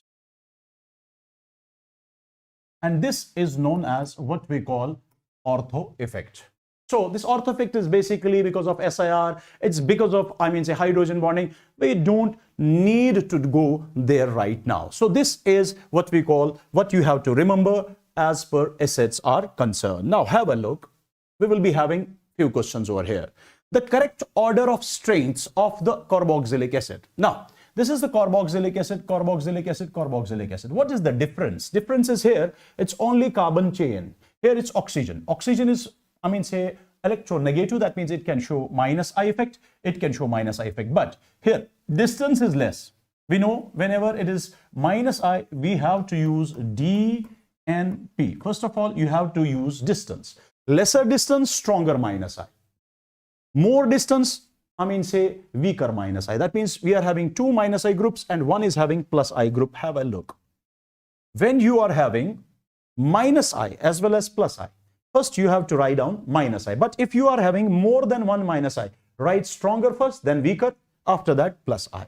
So the answer of this question will be stronger minus I. That means it is 2. Then weaker minus I, that means it is 3, then plus I. That means 2, 3, 1 will be the right answer. 2, 3, 1 will be the right answer. That means it is option number 4. After that, the correct decreasing order for acidic strength will be, here groups attached to CH2COH is F, then it is CN, then it is, I mean say NO2, then it is Cl. Now we know these are having like this. NO2 is powerful minus I group, after that it is CN, after that it is F, after that it is Cl. All are minus I groups. All are minus I groups. So we have to write down stronger minus I first, after then weaker, then weaker, then weakest. Okay. So we will write first NO2, then CN, then F, then Cl. So this is the right answer. After that, consider the acidity of the following carboxylic acids, which is most acidic. Which is most acidic? This is benzoic acid. This is benzoic acid. This is once again a benzoic acid, but its ortho position contains NO2. This is once again a benzoic acid. Its para position contains NO2. This is once again a benzoic acid. Its meta position contains NO2. We know whenever any group, whether it is electron donating or withdrawing, present at ortho position of the benzoic acid, this is ortho substituted benzoic acid and it becomes the strongest acid among these, whether it is benzoic acid, whether its meta or para isomers are there. So this is the strongest acid. But if you want to write down the order, then first it comes this one, then it is this, because from this position we will take minus R, from this it will take minus I, and this is neutral. Because why? Because here atoms or groups attached to ortho, meta and position or para position, it's hydrogen. So we have to write down first ortho effect, then it is minus R, then minus I, then it's neutral. So we have to write down option number 2 because we have to find out the most acidic. But if you want to perform the order of this reaction, then it will be simply 2, after that it will be 3, then it will be 4, then it will be 1. After that, among the following acids which has lowest pKa, what is meant by lowest pKa? We know strength of acid is inversely proportional to pKa. When we are talking about lowest pKa, that means highest strength of acid, that means strongest acid among these. This is COH, COH, COH, COH. But here, this is the group which neither shows plus I nor shows minus I. So this is what we call N group, that means neutral, but this is plus I, these are plus I. First we have to write down N, after that we have to write down plus I. Have a look.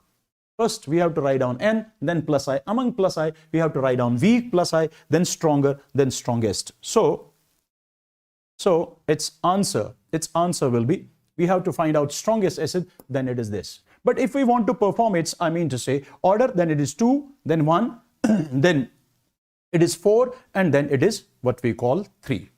After that, we have a question like this. The correct order of increasing acidic strength. Increasing, that means we have to write down first weaker acid, then stronger, then strongest. This is like this. It's having like this. It's having like this. It is COOH, and at para position, its electron donating group plus R group is there. This is plus R, we know this. This is A. After that, we are having B. B is like this, benzoic acid. And in benzoic acid, we don't have any atom or, I mean say, group except hydrogen attached to ortho, meta, and para. So hydrogen attached to double bond neither shows plus nor shows minus effect. So it is, I mean say, normal. After that, C. C is like this. It is COOH, and at para position it is NO2. We know NO2 shows minus R. First we have to write down minus R, then plus R, then neutral. Have a look, have a look, have a look, have a look. First minus R, then neutral, and then plus R. Have a look. First minus R, then neutral, then plus R. So what will be the answer? What will be the answer? Which one will be the strongest acid? Which one will be the strongest acid? Strongest. Strongest acid will be C. After that we will be having B. After that we will be having A. That means A is weaker acid. So it is A less than B less than C. So it is A less than B less than C. So this is the answer. A is the weaker acid, B is stronger acid than A, and C is the strongest acid among all. C is the strongest acid among all. Now, let me know in the chats quickly, am I audible and visible, and is this clear to each and everyone? Is this clear to each and everyone? Is this clear to each and everyone? Come on, quickly, quickly. Is this clear to each and everyone? Okay. Thank you very much. So now let me tell you that I have an exciting and super duper package from Unacademy. Have a look, my dear students. I have an exciting and super duper package from Unacademy, but this is for you all who are basically preparing for NEET 2026. Let me tell you, my dear students, this is the gift from Unacademy to you, because Unacademy is bringing this to you all, and this is an all India mock test series for NEET 2026. And this, test series will be conducted every Sunday, and timing will be from 2 p.m. to 5 p.m. And let me tell you that this is absolutely free. So you have to enroll this test series for free. This is free mock test series. So what are you waiting for? Go and click the link, because link is given in the description. Just click on it right now. Enroll yourselves right now, because this is very important for you to know where you are, basically, because you are having the competition with the lakhs across India. And this test series is also having video solutions after every test, and you will get simply top 50 will get mentorship after every test. So come on and simply enroll yourself right now. Enroll yourselves right now. So don't waste your time. Enroll yourselves right now. Don't waste your time at all.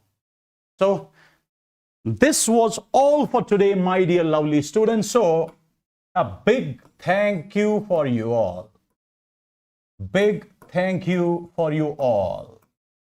May Allah bless you. May God bless you all. And I hope you enjoyed today's session. Once the live stream is ended, once I end this live stream, I would want all you guys do comment me after this live session that how was the today's session. So this was all for today. We'll meet you in next session, that's on Tuesday. But remember, timing is at 3 p.m. So at 3 p.m. we will be, meeting. That means in daytime, that session will be at daytime. Till then, take care. God bless you and love you all.